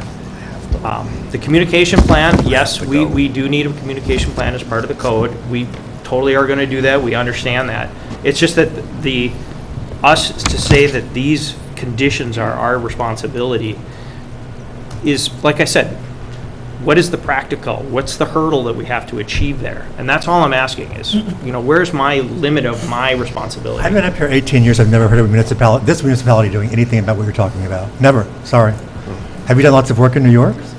Well, no, I've done work a lot of other places, but I understand you've never heard this because you've never had a project like this before where this has been required, have you? Where somebody's saying, I want my cell phones on your site to go to this tower, or I want this to happen on your site. Have you had that happen in this area? No. Nope, but on the other hand, I also don't think that we've had a property like yours that has not, thank you for not making it into flat Kansas, but where you're keeping the natural topography, so that's what I think Dan has been saying, is that there's a problem specific to your site with cell phone coverage. Am I right, Dan? Yes, and Mr. Chair, I have to excuse myself from the meeting, but to close it, I would be happy to review a rebuttal or a response or revision to this, okay? I would be happy to look at the context of the layout, where's the project site as the project, as the project wants to propose, okay? I'd be happy to do that, okay? So. Thank you, Dan. Thank you, Dan. Really quick, though, Dan, just one thing, because we did talk about this a little bit. It may be important, because this is being branded separately from the CIA. And you said that most of the challenges you have are verbal, right? I mean, for me, I wonder, if somebody called and said, I'm in distress and I need some help. You guys asked, or the 911 operator asked the question, where are you? They say, I'm at the CIA. Would there be a follow-up? I would imagine there'd be a follow-up question there, right? Are you at the hotel, or are you at the school? But the follow-up question is there. The follow-up answer is generally the same. I'm not sure. Well, okay. That's the I think my answer. point is that this is going to be branded something very, very different than the CIA. Can I ask a quick question? The project across the street, people think they're at the CIA as They're well. saying the CIA from Bellafield? So, with cell towers, if you can't get service, they have those small nodes that they'll put like on an electrical pole or, Meters, right? Is that enough to create to get like Verizon or to get a vendor to put those kind of nodes I don't in know. places? I don't just know curious. that question, and that's normally not part of what, as a developer, we would have to do. Now, I'm not saying we won't do this and be practical. I just want to know what the hurdle is. What's the practical? Because I'm dealing with two people here who are going to make that decision. What is practical? And that's all I'm asking. The only other thing is the town did approve a cell tower recently. Yeah. So I don't know to what extent that does or doesn't It may help. help once It it's might help, constructed. Yeah. Did Belfield have an approved fire district communication plan? I mean, Because, again, their site has adequate cell service. I'm not going to say this again. Yours doesn't, theirs does. It's simple. So we're just talking about, The uniqueness of your project, your property. but it's interesting. I'm having a hard time understanding why a cell tower goes, where did this start? It started because the bridge cannot allow fire apparatus to get across. And that, I guess, went to the issue that people may get confused as to where the call's coming from and separating the resort from the CIA. That's where this whole conversation started. So, It's also, let's not just think of your guests. No offense, you have trail system open to the public, I believe. So I have a heart attack while I'm on the trail. I don't know where I am. I've been hiking the trails all along. I know that I've seen some buildings, and they look kind of fancy. you've been to resorts and I've been to resorts that haven't had 100% coverage on every part of the site or the trail. I think You know, we're asking you to go do some research, come up with something that you think is reasonable, that tries to achieve these goals. We have, 18 months before you pull a building permit. So we have time to Victoria, figure this out. So I'll go back to my original suggestion. We agree. So leave the sentence A in, that, which was the objective here, to help the fire district get the correct information to indicate its location within the project area, and to come up with a system, make sure emergency responder radio coverage is provided throughout the project area to the maximum extent practicable. Those are the two objectives we're talking about, and let us work to address those objectives. We'll discuss this. Yep, we'll take it under advisement. We'll discuss this internally before we get back to you. Can I ask a quick question, though? I heard two things. Is it one or the other? Is it that people are confused where they are? Or is it that there is no cell service? Both. But do we know that there is no cell service? Yes. Yes. Oh, yeah. Have you driven south? It's a I've unique walked the little site. spot. We use GPS all the time to locate all the different elements of the property. So I've had cell service there walking through the site. So I would just... I drop service every time I drive south on. Have you been, Yep. but walked into the site We've walked into the site. using your phone? I'm just saying. We all had our phones. I had no bars when I was there. But Service with one person and service when there's 500 or 400 people on the site. They're just different animals. No, but I think, but you're also saying, that there's confusion over, I'm sure people call from Belfield and could say that they're at the CIA as well. And they do. That's what we just That's what he heard. was saying. It's a very confusing area. But do they have the You have communication 3 different plan? fire departments. Because the you're gonna have 2 communication plan hotels. is where they're, is their location where they are. The communication plan is not so much about having cell service, it's about being located, right, when you call. And so there's confusion, and they have a communication plan that says, hey, when I call from Belfield, it says I'm calling from Belfield? again, the fire department did not ask us to require this. What I was told is that there was adequate service there to reach anybody. And that but then again, Bellafield is not, are they here? No. They're not sort of maintaining the natural topography. They're basically turning it into a big flat area. That helps. But it's not a big flat area now. Nope. But there's also no accessing points. In addition, unlike this application, Bellafield has to come back for every site plan. Got it? Got it. Every phase has to come back for its own individual site plan. All your phases are done in advance. Got it, all right. So not I'm apples to arguing, oranges. I'm just trying to understand. Well, Throwing out, I'm not telling you arguing, but when you're throwing out points like making sort of to be false comparisons, that's the difference. I was just asking. Because by the way, they have a concept that they're not even really necessarily have to stick with. They can vary that. They have to go to the town board again in the future, but they have ways of changing. We're approving something that's not going to be changed, I don't think. But we'll talk about this with the fire department and with you guys again. Can we also ask that maybe you consider that this become a condition to pulling the C of O? Because I think the point was made earlier. The heat map is usually done after the building is built because they have to walk through the structure to get, to Coverages. see where the coverages are. Heat map means something different to me, by the way. In politics, it's a very different process than what you're talking about, so I had to think about what you were saying at first. I'm like, heat map? Sorry. No, it's just a different thing. We'll discuss that, about CO. And Councilman Lombardi, you had your hand up earlier, I think? Did you want to say something? Just one thing, like Bonnie pointed out, that new cell tower on St. Andrews Road, the covered circle went from the east side, from Roosevelt Road, and in the projections, what they were talking about, covered a section of the culinary. Now, I don't know if it goes down in the lower ravines, but that tower application had all the radiuses, because they said this whole area was, That's deficient. I was going to say, the tower there is basically being aimed to help Roosevelt Road neighborhood. It does go down into Bellafield as well, so that will probably help you. But we already have 2 cell phone towers in Roth Hall. They're located in one of the belfries or cupolas, whatever you want to call it. And there's also the cell phone tower on top of the water tower on St. Andrews. So there's actually a lot of cell phone towers. I don't know why the service there can be sketchy. There's an amplifier or something that they can. We'll look into that. I mean, Yeah. I have no, for our guests, we want them to have good cell service. Don't get me wrong. We want our guests to have cell service in their rooms and all that. So this heat mapping thing is something that we're going to do for ourselves too, just so we can see where we have Understand exactly coverage. where it would be ideal. And I'm going to bring it full circle, and we also are against one overflow parking. The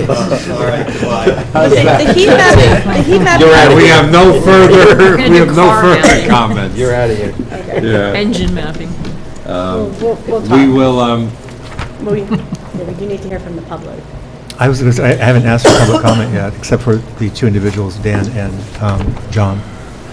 Would anyone from the public like to speak about this application? Okay. So, consultants, any comments? Now, I provided a couple comments to Victoria. I saw. Pete, anything else? Okay, so are we ready to close the public hearing and set a special meeting? Oh, by the way, John, can you join us next Wednesday for a special meeting? This would be the only application on. It would just be to discuss slightly, but read a resolution. 6 o'clock. 6 o'clock, yeah. Okay. Yes? Oh, yeah, I sent you. Thank you. I was away most of the day. I was actually in Victoria's office working on the resolution. Megan, a motion to close the public hearing? So moved? Is there a second? Second. Any further discussion? All in favor, please say aye. Aye. Any nays or abstentions? Motion carries. Megan, a motion to set a special hearing with the only agenda item to be considering the CIA hotels and villas. Special meeting. Special meeting for June the 12th. 12. So moved. Second.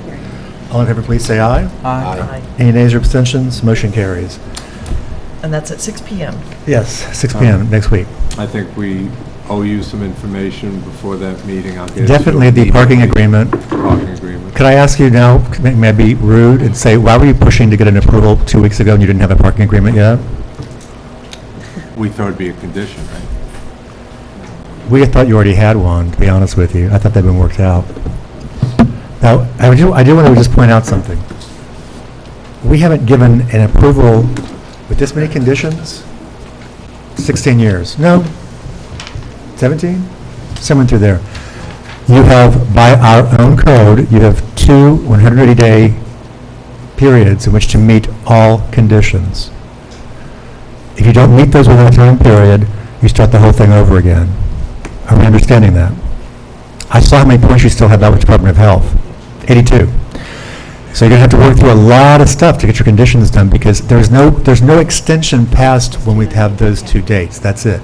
I can extend into perpetuity your ability to start and finish substantial construction, but I can't to meet conditions. So we've had this happen twice with applicants recently where they couldn't meet the conditions, and they were far less than here. Now, granted, when I read the Department of Health points, out of the 82, I think probably 70 were really technical. I don't think they should be that difficult to get through. But I don't know where you are with DCWWA or anybody else. So, because I just saw initial discussion about backflow being required to go into every building. which I didn't That even, may be, and that most likely will be part of the building permit process, but that's going to be worked out with the health department and the water authority as part of their approval. just remembering, this is a priority project, I believe, I think by the state, but more than that, it's not as though they move up to the top of the list. This is ongoing, and there's a lot of other projects going on in the county. So I was on a call the other day with the county, with Chris. We went through Can the you outstanding... use a microphone? I'm sorry. We went through the outstanding that comment letter. It was pretty positive, so I'm optimistic. By the way, one of the notes that we suggested you eliminate on G003, and you had in this your note, not mine, that your blasting protocol had to be approved by a certain railroad company down the line? By Amtrak, yeah. It's going to be removed, but I don't think you wanted to have to deal with CSX, Amtrak, et cetera. Yes. It's, what? Note 9 34 to under the 38. blasting protocol. Which? Condition. 42, 43, right? There is no 40. Blasting protocol. Maybe Yes. then. It's Blasting delete protocol note 43. 9, yep. Oh, 9? What? I've already revised, so my numbers are off. Anyway. We don't have 43. Oh, really? I guess it was been... All right, well, we're not going to start all over again. But there are some, Note 9, at the note 9 under blasting referred to having an approval by end. They didn't get the most recent. CSX, Amtrak. I didn't think you wanted that because they It's charge. on G003? Yep, it's All note right. 9.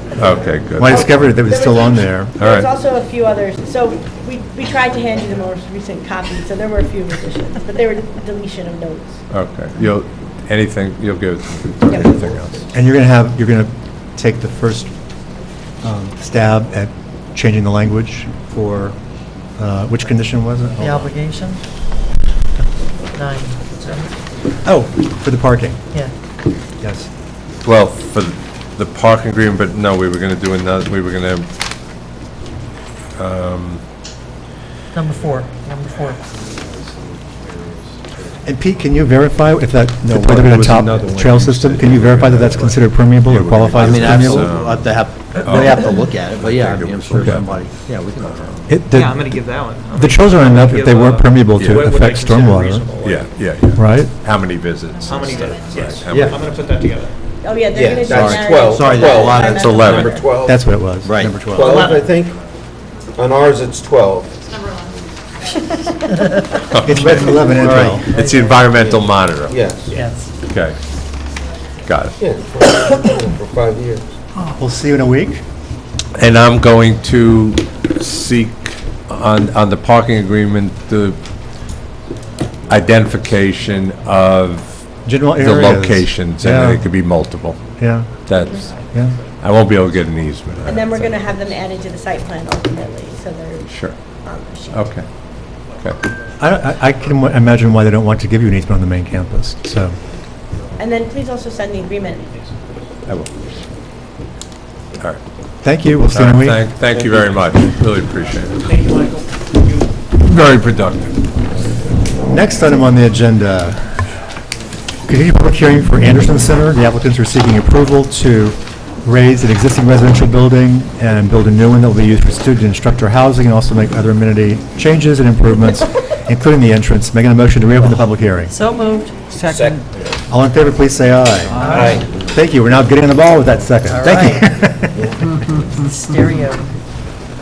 No, I was stepping on John. Sorry, John. That's okay. I don't, We're covered. It's all we know. covered. We're covered.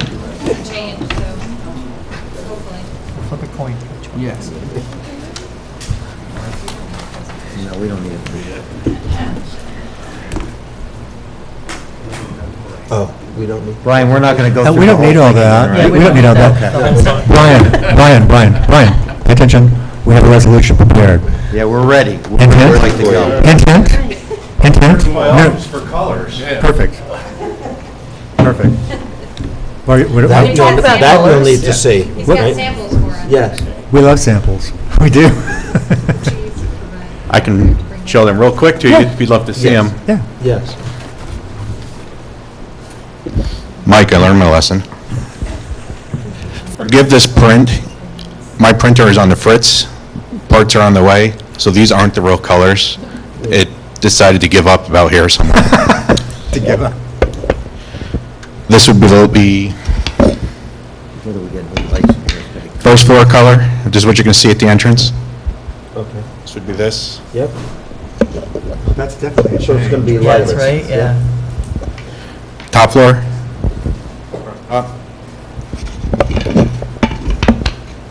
All the trim, shingles, Nice. everything around it. I think it's nice. So no yellow. No, only if they don't clean it. No, but these are earth tone colors. No red, For the record, these are earth tone colors that will help minimize any visual impacts. Very good. Across the river. Or on the river. Or on the river, or on the trail, or anywhere else you'd like to Yep. look at the prettiest campus in Hyde Park. Those are fighting words with some people. Prettiest small campus. Two cell towers. I was gonna say, yes, you have your own cell tower. And it's not big and it wasn't multi-million dollars. It's on a telephone pole, for God's sakes. Well, I mean, I wanted to say with the communication plan, it doesn't have to be that elaborate. You're having multi-million dollar cell phone towers. It's really easy to get communication going at a campus like yours and that one too. Although arguably yours is a little bit more rolling, but you don't have the same cell phone issues that they do there. So, Brian, anything else? No, I think, we got the SWIP and the Pete, a couple oddball Yeah, we'll comments take care of it. addressed, and Okay, would anyone from the public like to speak about this application? Consultants, any specific comments or questions or concerns? No, I just had the comment memo, but that's been integrated into the resolution. And we did have a bit of a discussion about the sign. Is it going to be raised letters carved in, inset? What are you guys doing on the sign anyway? It's inside the wall. You don't know? right now we're going towards like a monolithic stone that's engraved, so the letters are going to be recessed. They're not going to be proud, they're going to be That's what we were trying to figure out. engraved into the stone. I don't think we're having any kind of color in there or anything, it's just going to be the natural. It'll Stone darken on naturally. We're approving it, but we're not approving it for any color either, so if you, yeah. You guys, I think there's lighting there now, a small floodlight pointing to it. It's up. Uh-oh, Tad. So it's a ground? It's a ground? I think it's there now, it's a ground. Well, I It's don't know not how they coming would do out when you anything build other. the walls? It'll have, pardon? Wait. Look, ground mount is not preferred, but what are you going to do, hang it from the air? I mean, you don't want a gooseneck hanging from a stone wall. So I think in this case, all you have to do is you have to make sure that it's adequately screened so it doesn't cause It any. has a shield. Yeah, it has a shield There's on a it. shield And yeah, Which is anti-glare, yes. I fine, know what but- you're talking about. The new sign is a lot higher off the ground than the old sign, and I don't know if those spotlights will be sufficient to light the sign at that height. So just be aware of that, that's all. Okay. Good point. Anything else? Pete, Victoria? No. Any comments from consultants? Would any member of the public like to speak about this application? If there are none, may I get a motion to close the public hearing? So moved. Second. All in favor, please say aye. Aye. Any nays or abstentions? Motion carries. Vice Chair, this one's yours. It's mine. Resolution to grant site plan amendment approval for Anderson Center for Autism Dellenwood Site Plan, Resolution Number 2023-56B. Whereas, be it further resolved that the planning board hereby approves the master plan and grants site plan amendment approval to the project as shown on the site plan set and authorizes the chair or his authorized designee to sign the site plan set after compliance with the following conditions. 1, payment of all fees and escrow. 2, revision of the site plan set so that all sheets are included on the title sheet, including the elevation sheets, and included sequentially behind the title sheet. 3, revision of the site plan set to incorporate grading and erosion and control measures and to confirm the footprint of the proposed staging areas to the satisfaction of the planning board engineer. 4, revision of the site plan set to show all lot lines. 5, issuance of a local stormwater permit, including final SWIP review by the town engineer and the zoning administrator. 6, Dutchess County Department of Behavioral and Community Health approval of the proposed new on-site wastewater disposal system and methods of water supply. 7, revision of the lighting plan to show light fixtures with a maximum of 4-foot candles. Second. Any further discussion? Just to add, the light candles were showing at 10 and 11, and that's way brighter than what our code allows.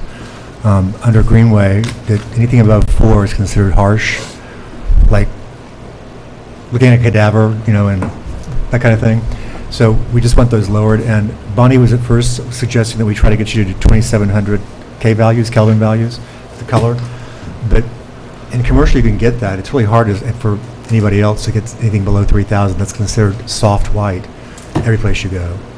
I think we were going with the 3,000 because all their existing fixtures That's what I thought, because are you have to all match the 3,000. same one. That's what I thought. As soon as you put two separate ones next to each other, you can usually, you're more cognitive that there is a difference. If it's next to each other. Right. Thank you. Any further discussion? All in favor, please say aye. Aye. Any nays or abstentions? Motion carries. There you go. And just like that. I was worried after the last one. I was like, oh, golly. Nope, it was a pleasure as always. Yeah. Thank Good you luck very with much your- for your time. And it's going to be interesting to see those gates go up. Yes. So take care, guys. Thank you very much. Get your board ready. Kristen. Not this time, I got And do you have you don't have a... Flash drive? Flash drive or thumb drive? We found yours We're trying, that one time. yep. Next item on the agenda is another continued public hearing. This is for Violet Avenue Coffee Shop. Proposal is located at 815-817 Violet Avenue. May I have a motion to reopen the public hearing? So moved. Second. All in favor, please say aye. Aye. Councilman, Good evening, how are you? you're flying solo tonight. Yeah, evidently Mr. Berta is at some type of conference or somewhere. Oh, that's right, I think he told us that, yes. So we So had a- maybe we can get something accomplished tonight then. with it. We had a site walk that Ann Dexter, Stephanie Wasser, and I made, along with Councilor Lombardi, and you could see where the building's going to be chopped off in the back, what the angle is as well. We walked all the way around the site. They're regrading right now and cleaned out some drains because it was ponding and flooding in through there, so that's being taken care of. We also walked around the neighborhood that's next door. Is that Newbold, that road? Yes. Yes. Newbold. We walked up Newbold Street, and all of us agreed that you can hear the ambient noise off 9G like 2 blocks in. It's not quiet. I mean, it's 2 blocks, but it's not as loud as being in the first block. So that point was just made because we had the neighbor, who was objecting to sounds, et cetera, and I said, we need to at least hear what the ambient sound is. It's pretty loud there. So that was the one point. We also saw an example of craziness of driving. Someone trying to take a left into whatever that is. Franklin. And the car behind just went zoop and went around and almost hit the light pole that's there. But we pointed out that when there's curbing, that would actually not be allowed anymore. So that might be something to help, because people are impatient, I could see once we were there. John, do you want to add anything? Well, the traffic study that MJ Engineering did with the report shows that in the last 5 years, there was 17 accidents. Right. And 4 of them were just people not being, good drivers and rear-ended the car in front of them because they stopped or were making a turn. Another 4 were right-hand side, basically damage to the car, which that's what we seen when we were there. Somebody's turning into Franklin Road and somebody else trying to pass on the right, and there's not enough room there. And they try to squeeze through all the time. But overall, that's in 17 years, 5 years, there were 17 accidents. If you read the report, the other 3 were on Newbold. They weren't even at the Franklin Road intersection. Right. So really, overall, and the report says it, that basically it's the drivers, that it's driver error. But like Michael said, once we put the curbing along and define the entrance and the turning lane out, dedicated turn lane out south, when that face of that curb is there, nobody will be able to even pass the car on the right. There is not going to be enough room, so I think it will definitely improve the area tremendously. By the way, interestingly, Ann and I noted that there was a good neighbor policy, or good Samaritan. Yes, it was, yeah, it was, A person on 9G just It was a stopped. Chip and Dale. Oh, no, after you. Oh, no, after Yeah, you. yeah. No, It was very weird. It after was the- like, what? Yeah, after the car going south noticed the one going around this way, he just stopped and said, go out. Go out. No, you go. No, you come out. So it was nice to see because people were being polite toward one another. So There's less and less them of that. reports were submitted to DOT. I know that Bill LaRose and the gang were at a conference for the last couple of days, so they said that they were, Monday. yeah, they everything went to them digitally, they have everything, so they'll review it and then get back to us on that. And of note, it increases the peak AM vehicle trips by, I think, 20, and the afternoon, I think, by 7. So we'll see what DOT has to say. There's also some more cleanup done in the design that we have, or rather, actually, when I say cleanup, there's a little more, some minor changes that make it look better, the flow, I think, inside the site. They need to put the generator on the plans. Yeah, generator, one conversation, what were we going to do with the dumpster? Were we leaving it there, or did we decide to bring it back? I don't know what your feelings were It's on really that. up to you. Yeah, I mean, I didn't, after seeing the new kind of finalized layout, it looks like it could work quite well in the back. It doesn't need to be brought up because it would actually be separated from the moving traffic. I don't know what that does for Sorry. them trying to bring it out to somebody. There but- was the original dumpster location is back in the back on the south side. It was moved as part of this to where, as part of the drive and the escape aisle around. And so discussion came about, would it be better to actually move it back where it was? I think it would be myself, but just because it presents less conflict, between the refuse collector and regular pedestrians, customers on There's the no side. traffic in the back. None. Right. Yeah. Oh, and also of note, Mr. Lombardi noted or stated that he would like to only have the coffee shop on the sign, which is possible because Petra, that sign is on site, but it's next door. And the auto body, you said he's backed up somewhat, he's so busy that he has. Since he's moved in, he hasn't put his new sign up, and that's been over 4 years, so signage is not an issue, and with Jovan or the plumber there that's on the other side, like I say, they just come in and pick their vans up Right. and leave, their signage is on the windows, Yep. so. I would say, just a reminder to you or your wife, as the potential landlord, is that if you ever change tenants back to they may want a tenant panel, just remember that, which means you have to come back and change the sign, unless we give pre-approved tenant locations. Yeah. Does the sign have the address on it? Will it have like the address and then the one coffee shop? Well, I'm visualizing just the name of the coffee shop on the Okay. sign by itself. Okay. Over the front road. I was just going to say, for the multiple tenants, sometimes just having the address is for wayfinding, but if it's not an Right. issue, then it was just a suggestion. Nobody's going to those I mean. Yeah, you They know. They're self-sufficient. It's not Yeah. a drive, people don't go there really for services, except for the auto. Yeah. And he's a single shop. And I think the only other point was that the DOT, one of the key things for them is allowing that southbound exit. It makes it a much better working site plan. I agree. So that's kind of key from the DOT. I mean, if you don't have that southbound, you could stack, if people were to take a left, they could stack way back. Yes. That's one of the issues, so it's like a pressure relief valve that I think is important, myself. Well, I think the traffic engineer drove that point across, and between that and your letter of recommendation, we'll see what the DOT comes up with. I saw Lance at Adams picking up his lunch, as usual, Yeah. and said, hey, we need to talk about this, I want that southbound lane. He winked at me. So, consultants, have you had a chance to go through the new plans? I mean, Probably because you've been working on NRI. We just got the hard copy and focused on NRI, but I don't think I had that many more comments. A lot of them were addressed, so I'll just do a check. I think a lot of it was DOT and making sure that you're ready to go with that. And we also need to refer this because it was considered incomplete to county planning, so we'll do that tonight. Oh, right. Pete, any comments? No, the only comments that I had in, Mike Berta had done it was just to put some extra striping on the way in so that people would know to go to the right to get to, the drive-through, and that was done. Other than that, I don't have anything. Thank you. Ms. Polidoro? No. Ms. Moss, any comments? Mr. Waters, Rob? Yeah, well, I'm still not a big fan of that overhang, but that's We come a long way.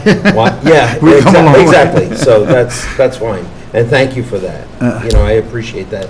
The color was a thing, so that was a. So we've been working and kind of circulating them that way since Mr. Berger's out of town, because we said the same thing, the color was a little too intense. I've been doing a little bit of a color study, so. Yeah, listen. I went to school for color, so I mean, I understand it. No. So, me picked the Coca-Cola can color. yeah. So we bought the color charts back to our expert, Yeah. and she was circulating, and we'd be in agreement with. Do you mean our 8th planning board member over there? And the color blue is the color that your wife or you. Well, we wanted something to stand out a little bit. We wanted something to be unique. The area is, listen, it's just, there's no consistency, so we wanted something to be more to reflect a coffee shop or drive-through facility. That's how we ended up going down that road. Michael Berta basically started out with the deeper and more intense blues, and we kept saying, no, I like to soften it up, and I don't know if we're there yet, but. Just from the standpoint of marketing, coffee shop, I think, hot, warm. Yeah. I know there's iced coffees, but blue is a cool color. So just as a branding thing, because that's, again, marketing, branding is where I come from. So, that's why I was looking at greens and things, but still have enough contrast and pop. But, with a more of a terratone brown instead of, I think, the charcoal. But like I said, I'll have some colors, suggestions. I appreciate that. You were in my house today, so you know that blue is my favorite color. Yeah. Anything else? No, the sign, I guess that'll happen. Well, we're discussing that now. Like I said, I wanted to do the walkthrough visit with everybody first, and the big topic is the fence or the adjoining neighbor, which I hope we can try to figure out. Was that 8 foot? Well, I'm looking for direction I there. don't think that we saw a need for 8 foot. There's ample landscaping. There's so much on the other noise on that side. road. Yeah. It's not going to, I mean, if we want to do something, we could do a fence and then put the acoustical something on it to make it bounce back. There's one that absorbs and there's one that makes it bounce back, but correct me if I'm wrong, but as you're driving in and you're making your order, the travel of the sound from the person taking the order would go over to Petrov, north, right? go north Yeah. toward north and west, which is the exact opposite side of where the neighbor is. Well, I was more concerned about as the car come down, that's why we painted the line on the building to show you. I was more concerned as the car coming in and comes around, that they would be bothered by headlights or the direction of the vehicle going that way. But as you see, that building's clipped so far up that we're not even near No, the fence line or the property line of the By neighbor. the time that they take the left, they will never have shown into where the neighbor is. It'll be So, further. I east. suggested And an regardless 8 of a 6 foot or 8 foot, that wasn't Yeah. going to shine in anyway. Yeah, I really didn't want to go for the 8 foot because that would need a variance, but listen, I wanted to be a good neighbor. Yeah, Whatever In you guys addition, think that's the- appropriate, that's The what we want to landscaping do. that's on the other side of the fence, that's actually, some of it is on Mr. Lombardi's property. The fence is 3 feet in on his side. But they're all evergreens. There's hemlock, Yeah, they're and nice. They're going to absorb a lot of sound. And most of different kinds them, of as you hemlock. know, are twice the distance of the fence in height-wise. They're Yep. 12, 13 Yep. feet high. but at any rate, that's why it was eye-opening to walk over there to see what the changes are, because, and I don't blame the neighbor. It's hard to figure out. I mean, we do this all the time up here, just see where. No, things take to the we side, did But it's hard. give them an invite to do a walkover and try to put them in perspective, but Context. they denied, so I just left well enough alone, so. Okay. Yeah. Yeah, so what's your thoughts on the fence so that we can finalize the 6 foot details? is fine. You're proposing a vinyl fence, I believe. Yes. I think that's fine, to be honest with you. Again, because we heard what the noise is there. It's pretty noisy. with panels or with, I mean, if you're willing to put the panels on, do you want him to consider the panels? Let's take a look at what the panels look like again. Okay. But I don't think so because I can't it's- imagine, yeah. The sound is going away from the house. It's, Again, when you're ordering, it will go toward Petra, it will go north and west, because that's the nature of where the box is planning to be. and it's angled that way.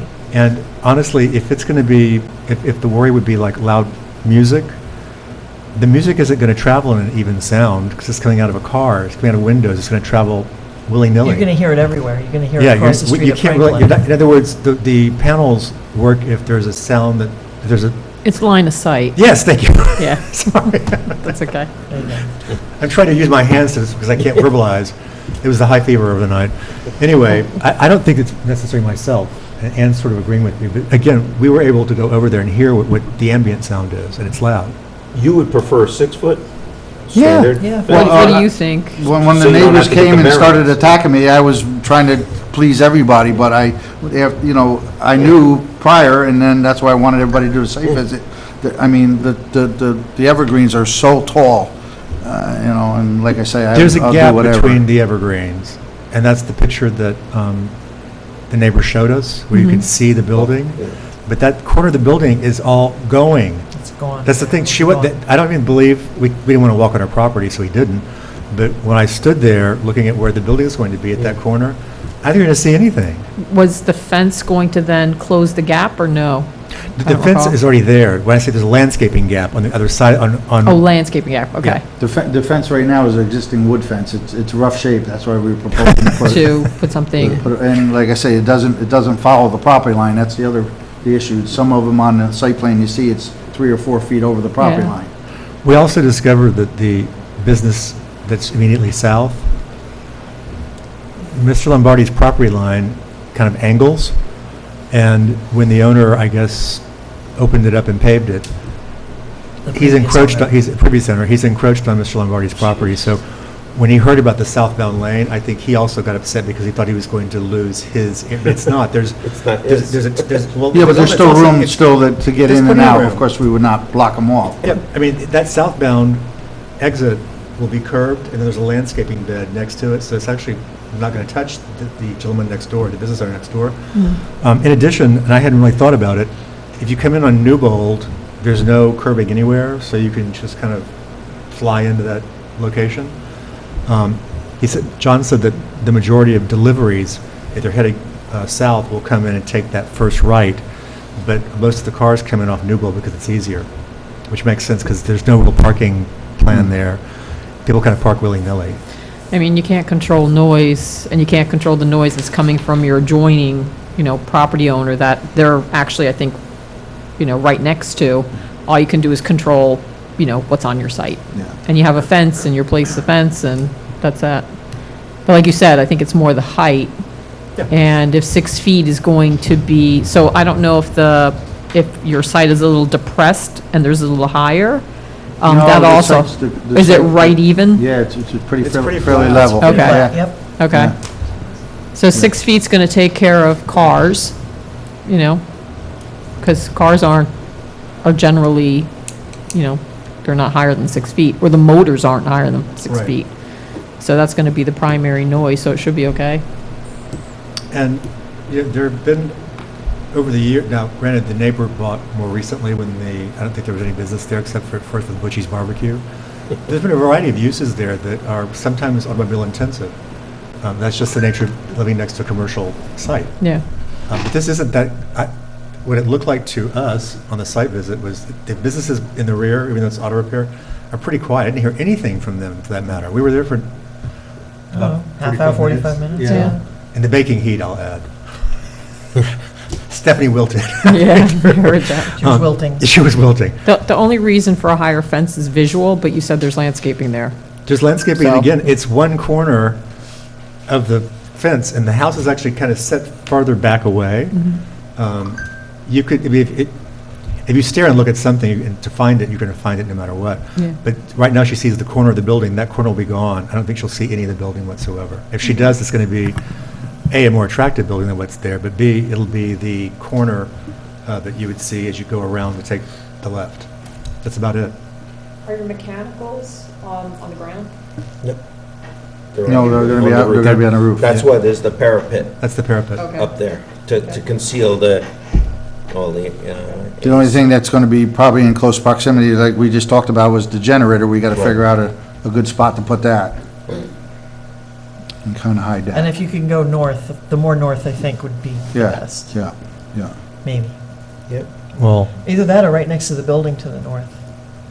Because then, again, Oh, yeah. it would send the it sound. tends to the other way, Yeah. right. I don't know. Comments? No, I just want to thank John for letting us do a site walk. I've said it a million times, there's nothing like a site walk. You can stare It's at, the truth. you can stare at plans. There's nothing like walking the site and just absorbing it all. And, yeah, so thank you very much. Thank you. Mr. Garcia? No Comments? comment. I don't really either, but I do want to, I get a motion to send this back to county planning under 239M. So moved? Second. Any further discussion? All in favor, please say aye. Aye. Any nays or abstentions? The motion carries. Do we want to adjourn? Well, we need to ask for a public comment. Yes, would anyone here like to speak about this application? We know why they're there, and Ray comes because he enjoys hearing what we have to say, so. So we'll adjourn this to the July, is it 17th? Yes. meeting? 17, yes. Make a motion to adjourn this to the 17th? So moved. Second. All in favor, please say aye. Aye. Aye. And if we don't have, I'm sure we will, but if we don't have DOT approval by then, or some type of conceptual letter, we would have to postpone that, correct? I mean, is there anything else that's going to be done? You mean for an approval? Well, just in case they No, don't. no, We could do a condition. As I said, that's a condition, although that's a pretty big condition. I think that's a vague condition, but, The colors, maybe? I mean, we, Would that be the only thing? No. You should talk about the colors now, like John can see them. You wanna He's got do a the? couple of suggestions. I'll tell you what, why don't we, can I present them at the next meeting? Yes. Yes. So we'll That way go they'll through be- the charts, maybe you can That way spend a they'll be little more time with important. me, and then we can think it Yeah, out. would you, yeah. Yeah, that'd I be mean, better, yeah. yeah. Then I don't have to hold up the other people here. Yes. Thank you. No, that's fine. That's perfect. That's thoughtful of you, John, that's nice. He's very considerate, he's considerate to the neighbor, he's considerate. Hey, he's on his best behavior today. Yeah, you got that right. By the way, the Williams paint people, I customized the color of the blue in the house and the pool house and the garage, all of it, and they finally just put Curry House Blue. That's what Curious. they put it Oh, as. really? Yes. Oh. He said, we need to find a way to do this instead of having the formula, and so they just branded it Curry House Blue. Because Matchy Michael likes everything to be the same color, as we all know. Yeah, I seen the three cars today, all the same color. Matchy Mike. That was my nickname when I was a kid, so. Because I like everything to match, sorry. Wow. I think we're That's gonna M start to the calling you third. that. Call me Matchy Michael. At any rate, John will see you in, Okay, and I'll circle back with you and see if we can, Yeah, if you wanna set some, you know, Yeah, set I'll something fire up you an and we email- could talk fire you an here. email, fire you an Just- email. Yeah, just give me a little bit of notice and I'll meet you. I Yeah. appreciate it. All right, Yeah. thank you. thank you, thank Thank you. Thank you. Next item on the agenda, workshop, Keldy Holdings, two-lot minor subdivision. Come on up. I believe the first time we came here, I called you Mr. Keldy, I apologize. It wasn't until later on I realized. A lot of things. Megan, did I open this public hearing? No. Okay, this is, we're not, wait, this is not a public hearing, This we're is a setting a workshop. public hearing, we're just setting a public hearing. Yes. So, Mr. Keldover, why don't you tell us what's happened, what you've been doing lately with Well, DCDPW, et cetera? I talked to the DPW. He came out, we looked at the driveway. We found a spot on the remaining Lot 1 that satisfied the code. We put that on the map. And then I'd like to put the other comments that were on there. They wanted a couple other items as far as abandoned structure. There were some things that had to get removed from the chart. We classified Lot 1 was remaining 26, and Lot 2 was going to have the 1, so that's the 27 on the density. So I think I'm ready to go as far as everything I've done that you wanted me to do to date. Any comments from the consultants, Ms. Moss, Pete? No. Everything seems to have been cleaned up, Yeah. so we just need to set a public hearing for July 17th. Make it a motion? So moved. Second. All in favor, please say aye. Aye. Motion carries. We'll see you on the 17th. I'm sorry to make you wait for all Oh, this. that's okay, that's fine. I don't mind. I find it interesting, because, Oh, okay. You do? I was listening to them talk about... Yeah, where do you live? I've been in construction forever, but I was listening to them talk about, the access of cell and so forth on sites, and I've done a lot of systems on sites, hospitals, commercial buildings, where you put in a DAS system, which enhances the cell system, and then you get the carriers. That's what we're talking about, really? Yeah. Yeah. And that- Do they cost $2 million? Well, no, but I don't think there's a big site here, but, and then the carriers sometimes, like AT&T and Verizon, will actually come out there and set the antennas yeah. on the Yes. roof, Yep. and then you basically put the backbone to different speaker, Exactly. yeah, exactly, to enhance the signal. Yep. And then I've done other systems where the fire department, like in White Plains in Westchester County, where they actually have their own system, and you install that into certain buildings, like White Plains Hospital, I did a big system there. So there's a lot of systems. They get a good consultant, he can figure out something that's gonna be That's beneficial. Yeah, we could put a man on the moon or a There's- craft on they're Mars. available. I'm glad you stayed. This was a little bit eye-opening. Hear this suddenly, so- Yeah, there's a lot of things out there. If you have bad cell signal, you can get enhanced systems put into That's commercial what buildings. I said, enhance it. And by the way, when I was saying, you don't have to have cell phone service at every inch of a site. Yeah. But this is a site where there'll be members of the public, and it's because they're not trained to Kansas, because it's going to remain like this, it's actually more dangerous than some other areas we see, I think. Yeah. Well, So, the trails was a good comment that you made, because if you do have a heart attack down, and nobody comes by for a while. That's hard. Yeah. That's bad, yeah. yeah, We so, all get frustrated when we don't have a cell signal, we lose it. Yeah. But there's a lot of enhanced systems they can put into a Well, system. thank you. so. thank you very much. Thank We'll you. see you in a Good bit. night, thank you. Take care. Next item on the agenda, Pete, come on up. Come on Stofa down. Oh, yeah, still. for... Save the best for last. So this is actually to me, fairly simple proposal. And the reason why I say that is he's required to get site plan approval for multifamily, and there'll be 3 families on this lot. But for Anime, we remember this as Shadow Ridge. Shadow Ridge with 20 units and a big road. Yep, and this is a much better, Cliffs of Dover. yep, this is a much better, more, It's a a beautiful lower site. intensity. It's a beautiful site, I agree. But it's a low intensity site Yeah. now.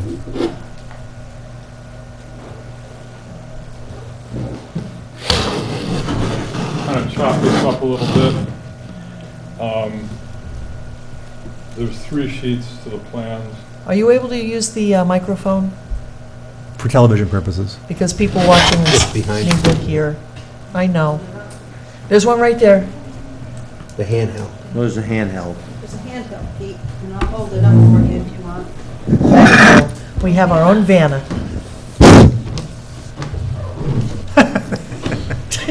Ted, you don't have to duck. Tad. Yeah, you don't have to You can duck. stand. Just hide it. I got it. I got it. Yep. Thank you, Ted. There's 3 sheets to the plans. First sheet has existing conditions and then the proposed conditions. I kind of knocked out the existing one, and here's the proposed one. The scale of that plan is 150 feet to the inch. There's about 98 or so acres of land. And there's an existing single-family dwelling here. And there are 2 new ones proposed, one down here and one in the back up here. And if you take a look at, to the left, there's a more detailed layout for house number 2. Comes off the existing driveway. It's basically a single-story, 2-car garage, well, septic. House 2 is the north, is that the north? No, it's the first one in off of. It's the first one, okay. Yeah. And then,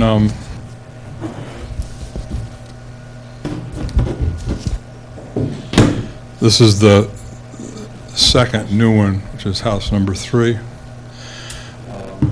Driveway off the existing drive and make your way up to, here's basically, this is the profile of the driveway. Oh, geez. This is about 5.5%. There's a little bit that's 10%. House is going to be 1.5 stories, 2-car garage, septic and well. Not a lot of regrading. This is, there's an existing transformer right there, electrical transformer and cable TV, et cetera, et cetera. And so that's where that's going to come up through. That's why there's a disturbance area there. Shortest distance. That's about it. It's kind of a plain vanilla type of thing. And Mr. Andros provided conceptual elevations for the two houses. Not that we, as a board, don't really look at residential architecture No. for the most part, It's always nice to see, though. but it's nice to see, and these were attractive buildings as well. Let me start with Bonnie, any comments? Didn't think so. It's pretty straightforward. Pete, any comments? Ted and I looked at the plans a few days ago. I left the plans at home. I think we had one really minor comment that I'll get to Pete before, the 17th. Well before the 17th. It was minor, and I forget what it was, honestly. But it was minor. Okay. Ms. Moss, any comments? I'll email it to you, Pete. It was Okay. I think when the third house goes in, you're going to need a road name, a private drive name of something, just to think about. Well, that's the 9/11 people. Yeah, so just think Yep. about that. Yep. That's it, thank you. Yeah. Ms. Polidoro? So, I know you just gave your presentation, I'm sorry, but I'm looking at the plans. Does that driveway already cross the stream corridor? Excuse me? It exists, okay. I was asking about the driveway crossing the stream. We gave, if it was existing. Yes. We gave the approval, and so did the ZBA. ZBA gave it a variance. Because they had to install the culvert. Yep. Yes, within, No other and comments then from there's a consultants? driveway too, within that magical 100-foot on either side buffer. Had to get a variance for that. Magical. Any other consultants' comments? And Cynthia leaned over and said that the fire department had signed, well, I don't know about, we got a sign off, We but, haven't even sent it to them, but, Dan said that Ray looked at it. Did you send anything to the fire department? No, you didn't. No, he was out there yesterday. Oh, Ray was? Yep. Sturts? well, that's why he said it was a Okay. Well, we'll have to get, we're going to refer it, and then we'll have to Yeah. get something from him, Yeah, he email has or a set of something. plans, Okay. same set that everybody else got. Hyde Park? We should do that tonight. Yeah. John, any comments? No. Ann? Yeah, I was looking at the grade to House 3, Yeah. and just wondering about the fire department access to that, and any turnarounds, or, He- I know. They went over that Okay, yesterday. that's Yeah, excellent. they did the whole site. Okay. Would it be possible to do a site visit? Sure. Excellent. We haven't been there in a while, we want to see. Yeah, we want to see. Okay. We walked that thing 7 times years Like- ago. Oh, it's, 15 to 20 years believe me, ago. it's a lot different now. Is it? That's what we call the White Cliffs of Dover. There was a road that was just going to go right through that big rock escarpment. They had a You never, circular you never road. even, you don't even get to that. No. Oh, it's- you wouldn't need to. No, no, He just kept putting roads wherever. never, yeah. Mike White. Oh, yeah. Oh, yeah. We had a lot of, there were a lot of faux test holes, too. Yes, septic. oh, the Faux phone test test holes. holes, yes. Shadow Ridge. We knew that, yep. Any comments, Rob? Well, my comments have been all asked. It was the length of the driveway. Was there going to be a turnaround for fire department? Oh, well, Things like you that. know, it's So- really funny you should ask that, Oh, Not turnarounds, turnoffs. Where they because we'll just bring it right on in here. Okay. I'm going to put this down. yes. So this is South Cross Road. Yep. All right, so in we come, we're Yeah. gonna go to the first house. All right, now remember, the fire truck has to be able to get within 150 feet of the entrance to the house. So this isn't really that long. All right, remember, this is 1 inch equals 10 feet. Gotcha. Okay, so anyway, he can get in. When he backs out, he's got to back out right here and then leave. Yeah. Okay, good. Well, let's talk about the existing house. All right? Yeah, that's a So long the time. old fire truck, he comes in, goes across, goes through that big culvert and everything, stuff like that. And when he comes in here to get to this house, he just swings right on around. Oh, okay, great. And goes Nice. out.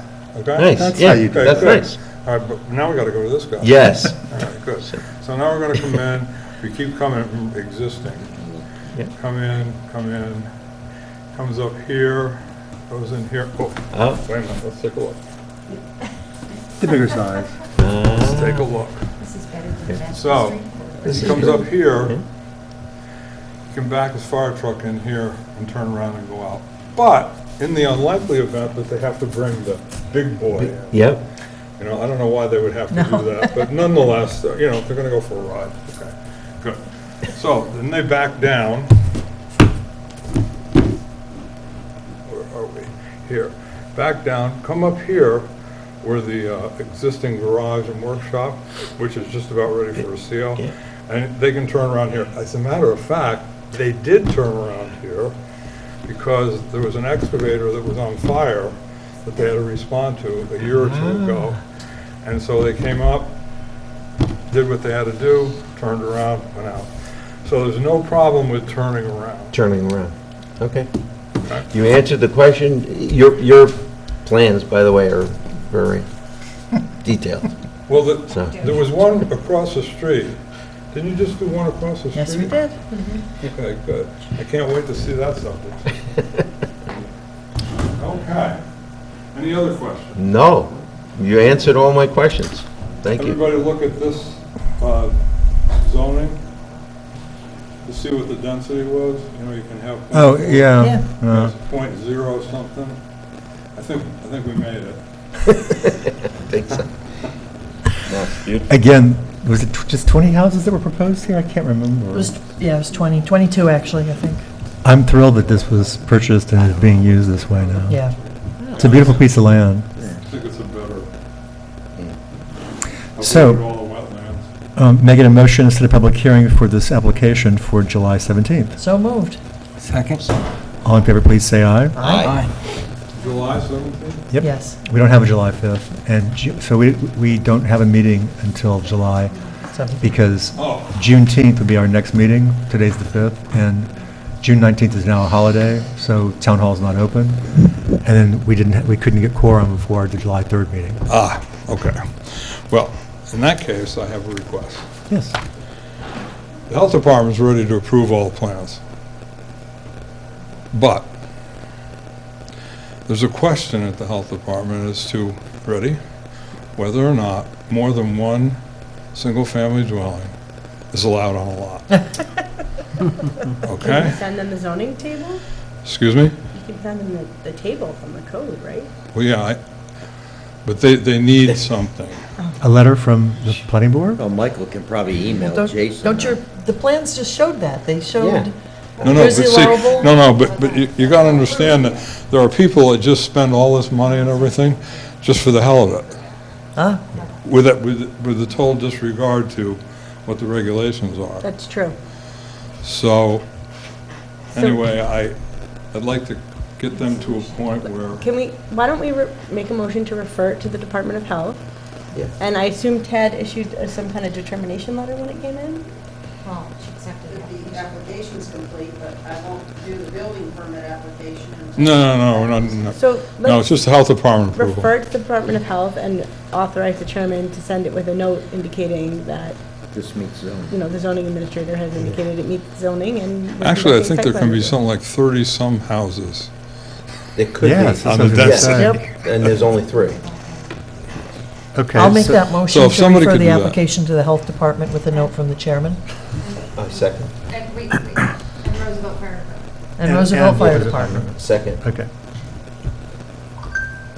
Rob is seconded. Any further discussion? All in favor, please say aye. Aye.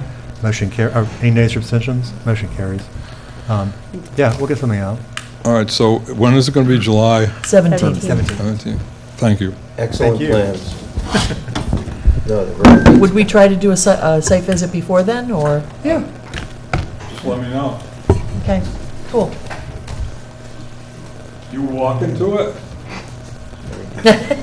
She can. I can. You can Just so you go know, in the back way. the entrance that was proposed for Shadow Ridge was further away from the existing old kind of roadway. Yep. That's next to your parcel. Yep. So we actually used to pick her up and drive down to the actual way to get to do it. Yep. Then we walked the whole, the whole plot. Okay, I was younger then, too. thank you. I had no gray Take hair care. back then. Thank you. Okay, so consultants, if you want to leave, you can. The rest are waivers, except for a discussion on a couple of letters. Thank you. You're welcome. Thank Thanks you. for all, oh, by the way, thanks for all the, Yes. poor Victoria. No, it's good. As you know, I won't be here for next week's meeting, Special but meeting. if there's something comes up, you can certainly, call me from Okay. the meeting. But you'll be here, but Monday we have a meeting scheduled. Well, I'll be on a Zoom from Georgia, so yeah, I'll be at that meeting. 9:30. Thank you. Thank you.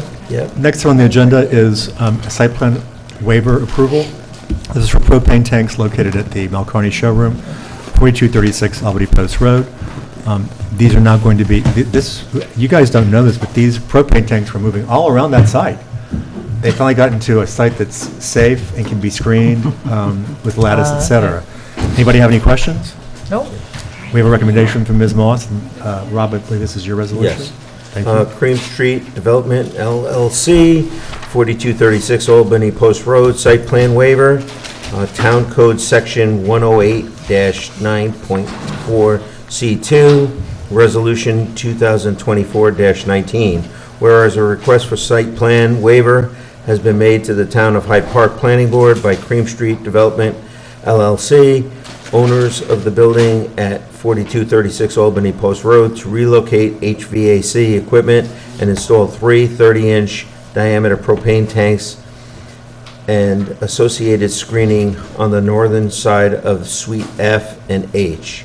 All other aspects of the site plan approved by Resolution 2022-11A on April 20th, 2022 remain in effect. Whereas, therefore be it resolved that the Town of Hyde Park Planning Board hereby waives site plan requirements for the proposed changes as described in the request for a waiver of the site plan received by the Planning Department on May 21st, 2024, and the building permit application dated April 4th, 2024. Second. Any further discussion? All in favor, please say aye. Aye. Any nays or abstentions? The motion carries.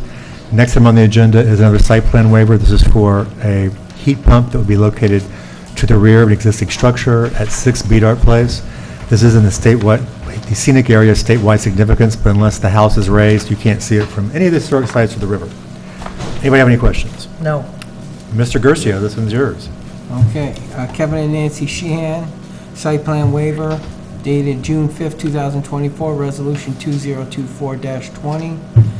Whereas, therefore be it resolved that the Town of Hyde Park Planning Board hereby waives site plan requirements for proposed changes as described in the request for a waiver of site plan received by the Planning Department on May 20th, 2024. Second. Any further discussion? All in favor, please say aye. Aye. Any nays or abstentions? Motion carries. Next item on the agenda is Linda and John Schoenberg. This is a site plan waiver, again, request for something located at 11 Main Street. It's a pool and pool decks in the rear. And they did get their variances from the ZBA, and we had the recommendation from Ms. Moss. Anybody have any questions? Nope. Ms. Dexter? Site plan waiver, Linda and John Schoenberg, 11 Main Street. Resolution number 2024-21. Whereas an application requesting a waiver of site plan has been made to the Town of Hyde Park Planning Board by Linda and John Schoenberg on May 23rd, 2024, for property located at 11 Main Street, Hyde Park, and whereas the application is to obtain approval for the rear deck on the single-family home, pool deck, and fence, and whereas, now therefore be it resolved that the Town of Hyde Park Planning Board hereby waives site plan requirements for the file entitled Schoenberg regarding the specific request as submitted in the building permit application on May 3rd, 2024. Second. Thank you. Any further discussion? All in favor, please say aye. Aye. Next item on the agenda is another site plan waiver. This is for replacement windows located at 56 Old Post Road in Statsburg. That is also in a scenic overlay district. But this is just windows that are being replaced, and we have the recommendation from Ms. Moss. Anybody have any questions? Mr. Waters, back up to you again. Site plan waiver, Bragda LLC, 56 Old Post Road, Resolution 2024-22, whereas an application requesting a waiver of site plan has been made to the Town of Hyde Park Planning Board by Bragda LLC on May 15th, 2024 for the property located at 56 Old Post Road, Statsburg. And whereas, now therefore be it resolved that the Town of Hyde Park Planning Board hereby waives site plan requirements for the file entitled Bragada LLC regarding the specific request as submitted in the building permit application on February 16th, 2024. Is there a second? And. Second. Oh, second? Second. I think Ann gave you a second. All in favor, please say aye. Aye. Any nays or abstentions? That motion carries. Next item on the agenda is the same applicant, Bragada LLC. This is for a garage repair at the same location, but these are going to be different building permits, which is why they are separate resolutions. Are you? Thank you. I was confused. Anybody have any questions? Mr. Gercio, it's back to you. Thank you. Site plan waiver, Bragda LLC, dated June 5th, 2024, Resolution 2024-23. Whereas an application requesting a waiver of site plan has been made to the Town of Hyde Park Planning Board of Bragada LLC on May 15th, 2024, for property located at 56 Old Post Road, Statsburg, and whereas, now therefore be it resolved that the Town of Hyde Park Planning Board hereby waives site plan requirements for the file entitled Bragda LLC regarding the specific request as submitted in the building permit application dated May 1st, 2024. That's second? Sorry. All in favor, please say aye. Aye. There's only 3 of you reading all the resolutions. That's why it's confusing. Any nays or abstentions? That motion carries as well. Next item on the agenda is a site plan waiver as well for Andreas Gatterer and Zara Altbach.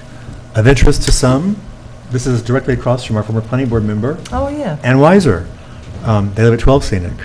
At any rate, we have a recommendation. This is going to be an addition for, I think, a carport and a porch and to replace some siding. Very nice looking, by the way. I thought so, too. So, Nice dress up. And this is yours, Ann. Yes. Town of Hyde Park Planning Board, Zara Altbach and Andreas Gatterer, site plan waiver, resolution number 2024-24. Whereas a request for site plan waiver has been made to the Town of Hyde Park Planning Board by Zara Altbach and Andreas Gatterer to replace the existing exterior home vinyl siding with wood siding and construct a 20-foot by 39-foot addition of a carport with screened-in porch above and a deck on the side of their single-family home. And whereas, therefore be resolved that the Town of Hyde Park Planning Board hereby waives site plan requirements for the proposed addition and changes as described in the building permit application dated April 29, 2024, and the request for a waiver of site plan received by the Planning Department on June 4th, 2024. Second. Any further discussion? All in favor, please say aye. Aye. Any nays or abstentions? Motion carries unanimously. Next item on the agenda is to authorize our special legal consultant, Emily Svensson, to issue a final review memo to the town board regarding the local law amending Chapter 108-8.6 of the Town Code, Special Standards for Cannabis Establishments. Has everyone had a chance to read her comment letter? Yes, it was Just very, this is to us. very nice. We worked on this. Yeah, it was very specific and clear. Thank you. So she wants to, this is coming to us, but she wants, this will be kind of formatted a little bit to go into, yes, everyone's nodding. Okay, so who would like to make a motion to authorize Emily to send this? I'll make that. Oh, anybody have any other comments? Like to add to it, or? No, I, Tad, do you have any other comments? Did you even look at the law yet? I didn't read the whole thing. Okay. Just the process of what applications are supposed to land and who does what is a little fuzzy. Well, that's my biggest comment. Well, my biggest comment was that lack of consistency in the term. because it should be the same term over and over Right. again. But my other was, why would it be submitted to the town clerk who's supposed to declare it complete when, and as we said, that's administratively complete, because complete means there's been secret done already. It's a little confusing how the town board would give a special use permit if we do the seeker on the special use permit, but we'll work that through. So, but, you know, we kind of, remember when we talked about, when we changed it so that, oh Lord, I'm going way back. Whatever the zoning board used to do. Oh, we took over special use permits. We took over special use permits. To me, why would we do anything different? I don't see any difference. They don't do seeker, they don't do, there's just so many things that they don't do. I don't understand why. Control. I mean, it is a control thing, but at the end of the day, if you look at it and you say, I would rather have people that do this all the Yeah. time, review this, because if you don't have people doing it all the time, you do open up the town to an Article 78, not the incorrect way that they were talking about before. Yeah. So it just, from the get-go, we've been making way more out of this than it needs to be. If it's a special use permit, it's a special use permit. Let this board deal with it. That's not how it's proposed. No, I know that's not how it's proposed. I'm saying that's how it should be It should proposed, be. because it makes no sense. Would you like for that to be the opening remarks? That would be wonderful. Okay, I'll work with Emily on that. Just because I don't know that if they understand what they're getting into. And it's not about this town board, or it's about the overall process. And regardless of who's sitting in which seats, this board, whoever's sitting here, is going to be seeing way more special use permits than the town board ever will see. My first comment on the first proposal, the first draft of the law was, so if we're going to do seeker on the special use permit, how does the board deny it later on? True. I mean, what control really is there, because we've done all the work, they just did the final, so I'm a little confused on Advocating that whole thing, control. Which is, it'd be very difficult for the town, if we recommend that they get the cannabis establishment permit, I think it is. If we recommend that, and the town board were to go against our recommendations, they'd have to have. Yeah, how would they a really good actually do finding. that? They'd have good Yeah. findings.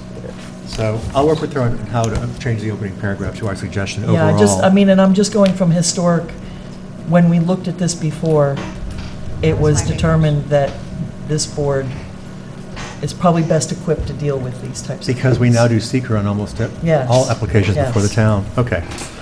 So, Make that motion. Would it be possible to suggest if they don't take that? You're muting yourself. If they don't take that approach, do you still want to include suggestions on how to improve the way it's written now, as opposed to rewriting the whole thing and having to go back and send it to county again? And because by changing the process to having the planning board do the special use permit, it kicks the whole thing. Oh, does it? Oh, yeah. But, it still needs to be correct. I mean, they can ignore us. But this is about the town and doing business in the town, and I would think that there would be a preferable way to write it, and then, well, if you're not going to do that, well, then maybe take these suggestions over here. yeah, you always have excellent points. the town board has a hearing scheduled for the 10th, which is this coming Monday. Yep. And if they're hoping to close it and pass it, then I'd probably talk to them offline tomorrow, And they're- town board members. To do that, there can't be any substantial changes. It Right. would just be little Minor. tweaks. This would be a substantial change. Okay. Let me talk to Emily, and then I'll also talk to Supervisor Torgiani, Councilman Lombardi, Deputy Supervisor Lombardi. But we'll still authorize Emily to send something, right? Yes, we need. May I get a motion? Yeah, may I get a motion to? I'll make the motion. Thank you. And I'll second. Thank you. Any further discussion? Everyone, all in favor, say aye. Aye. Any nays? It's getting late. Yes. My brain's going. Yep. Now, the last item. I feel really strongly about this, and since Yes, I you just made a got very good the, point whatever on his name this. was, Chairman of the Year from the Planning Commission, this is a bad law. But you know what I was thinking as I'm reading it? If they would just get rid of that one part of the sentence and leave the rest of it where, where they talk about for when they're absent, if Yes. they remove that piece Yes. so that it's only when you have to recuse yourself, That's what the state recommends. then it's a much cleaner But law. you can require alternates to attend meetings. Sure. You can. That's what you Or want. watch them on YouTube. But I mean, they're also, right, right. But let me put it this way. If you're the applicant, there's 7 people up here, you have to listen to what they're saying, and if they're each saying something different, you gotta think, well, okay, what are these for? What's the majority saying, so I get my vote?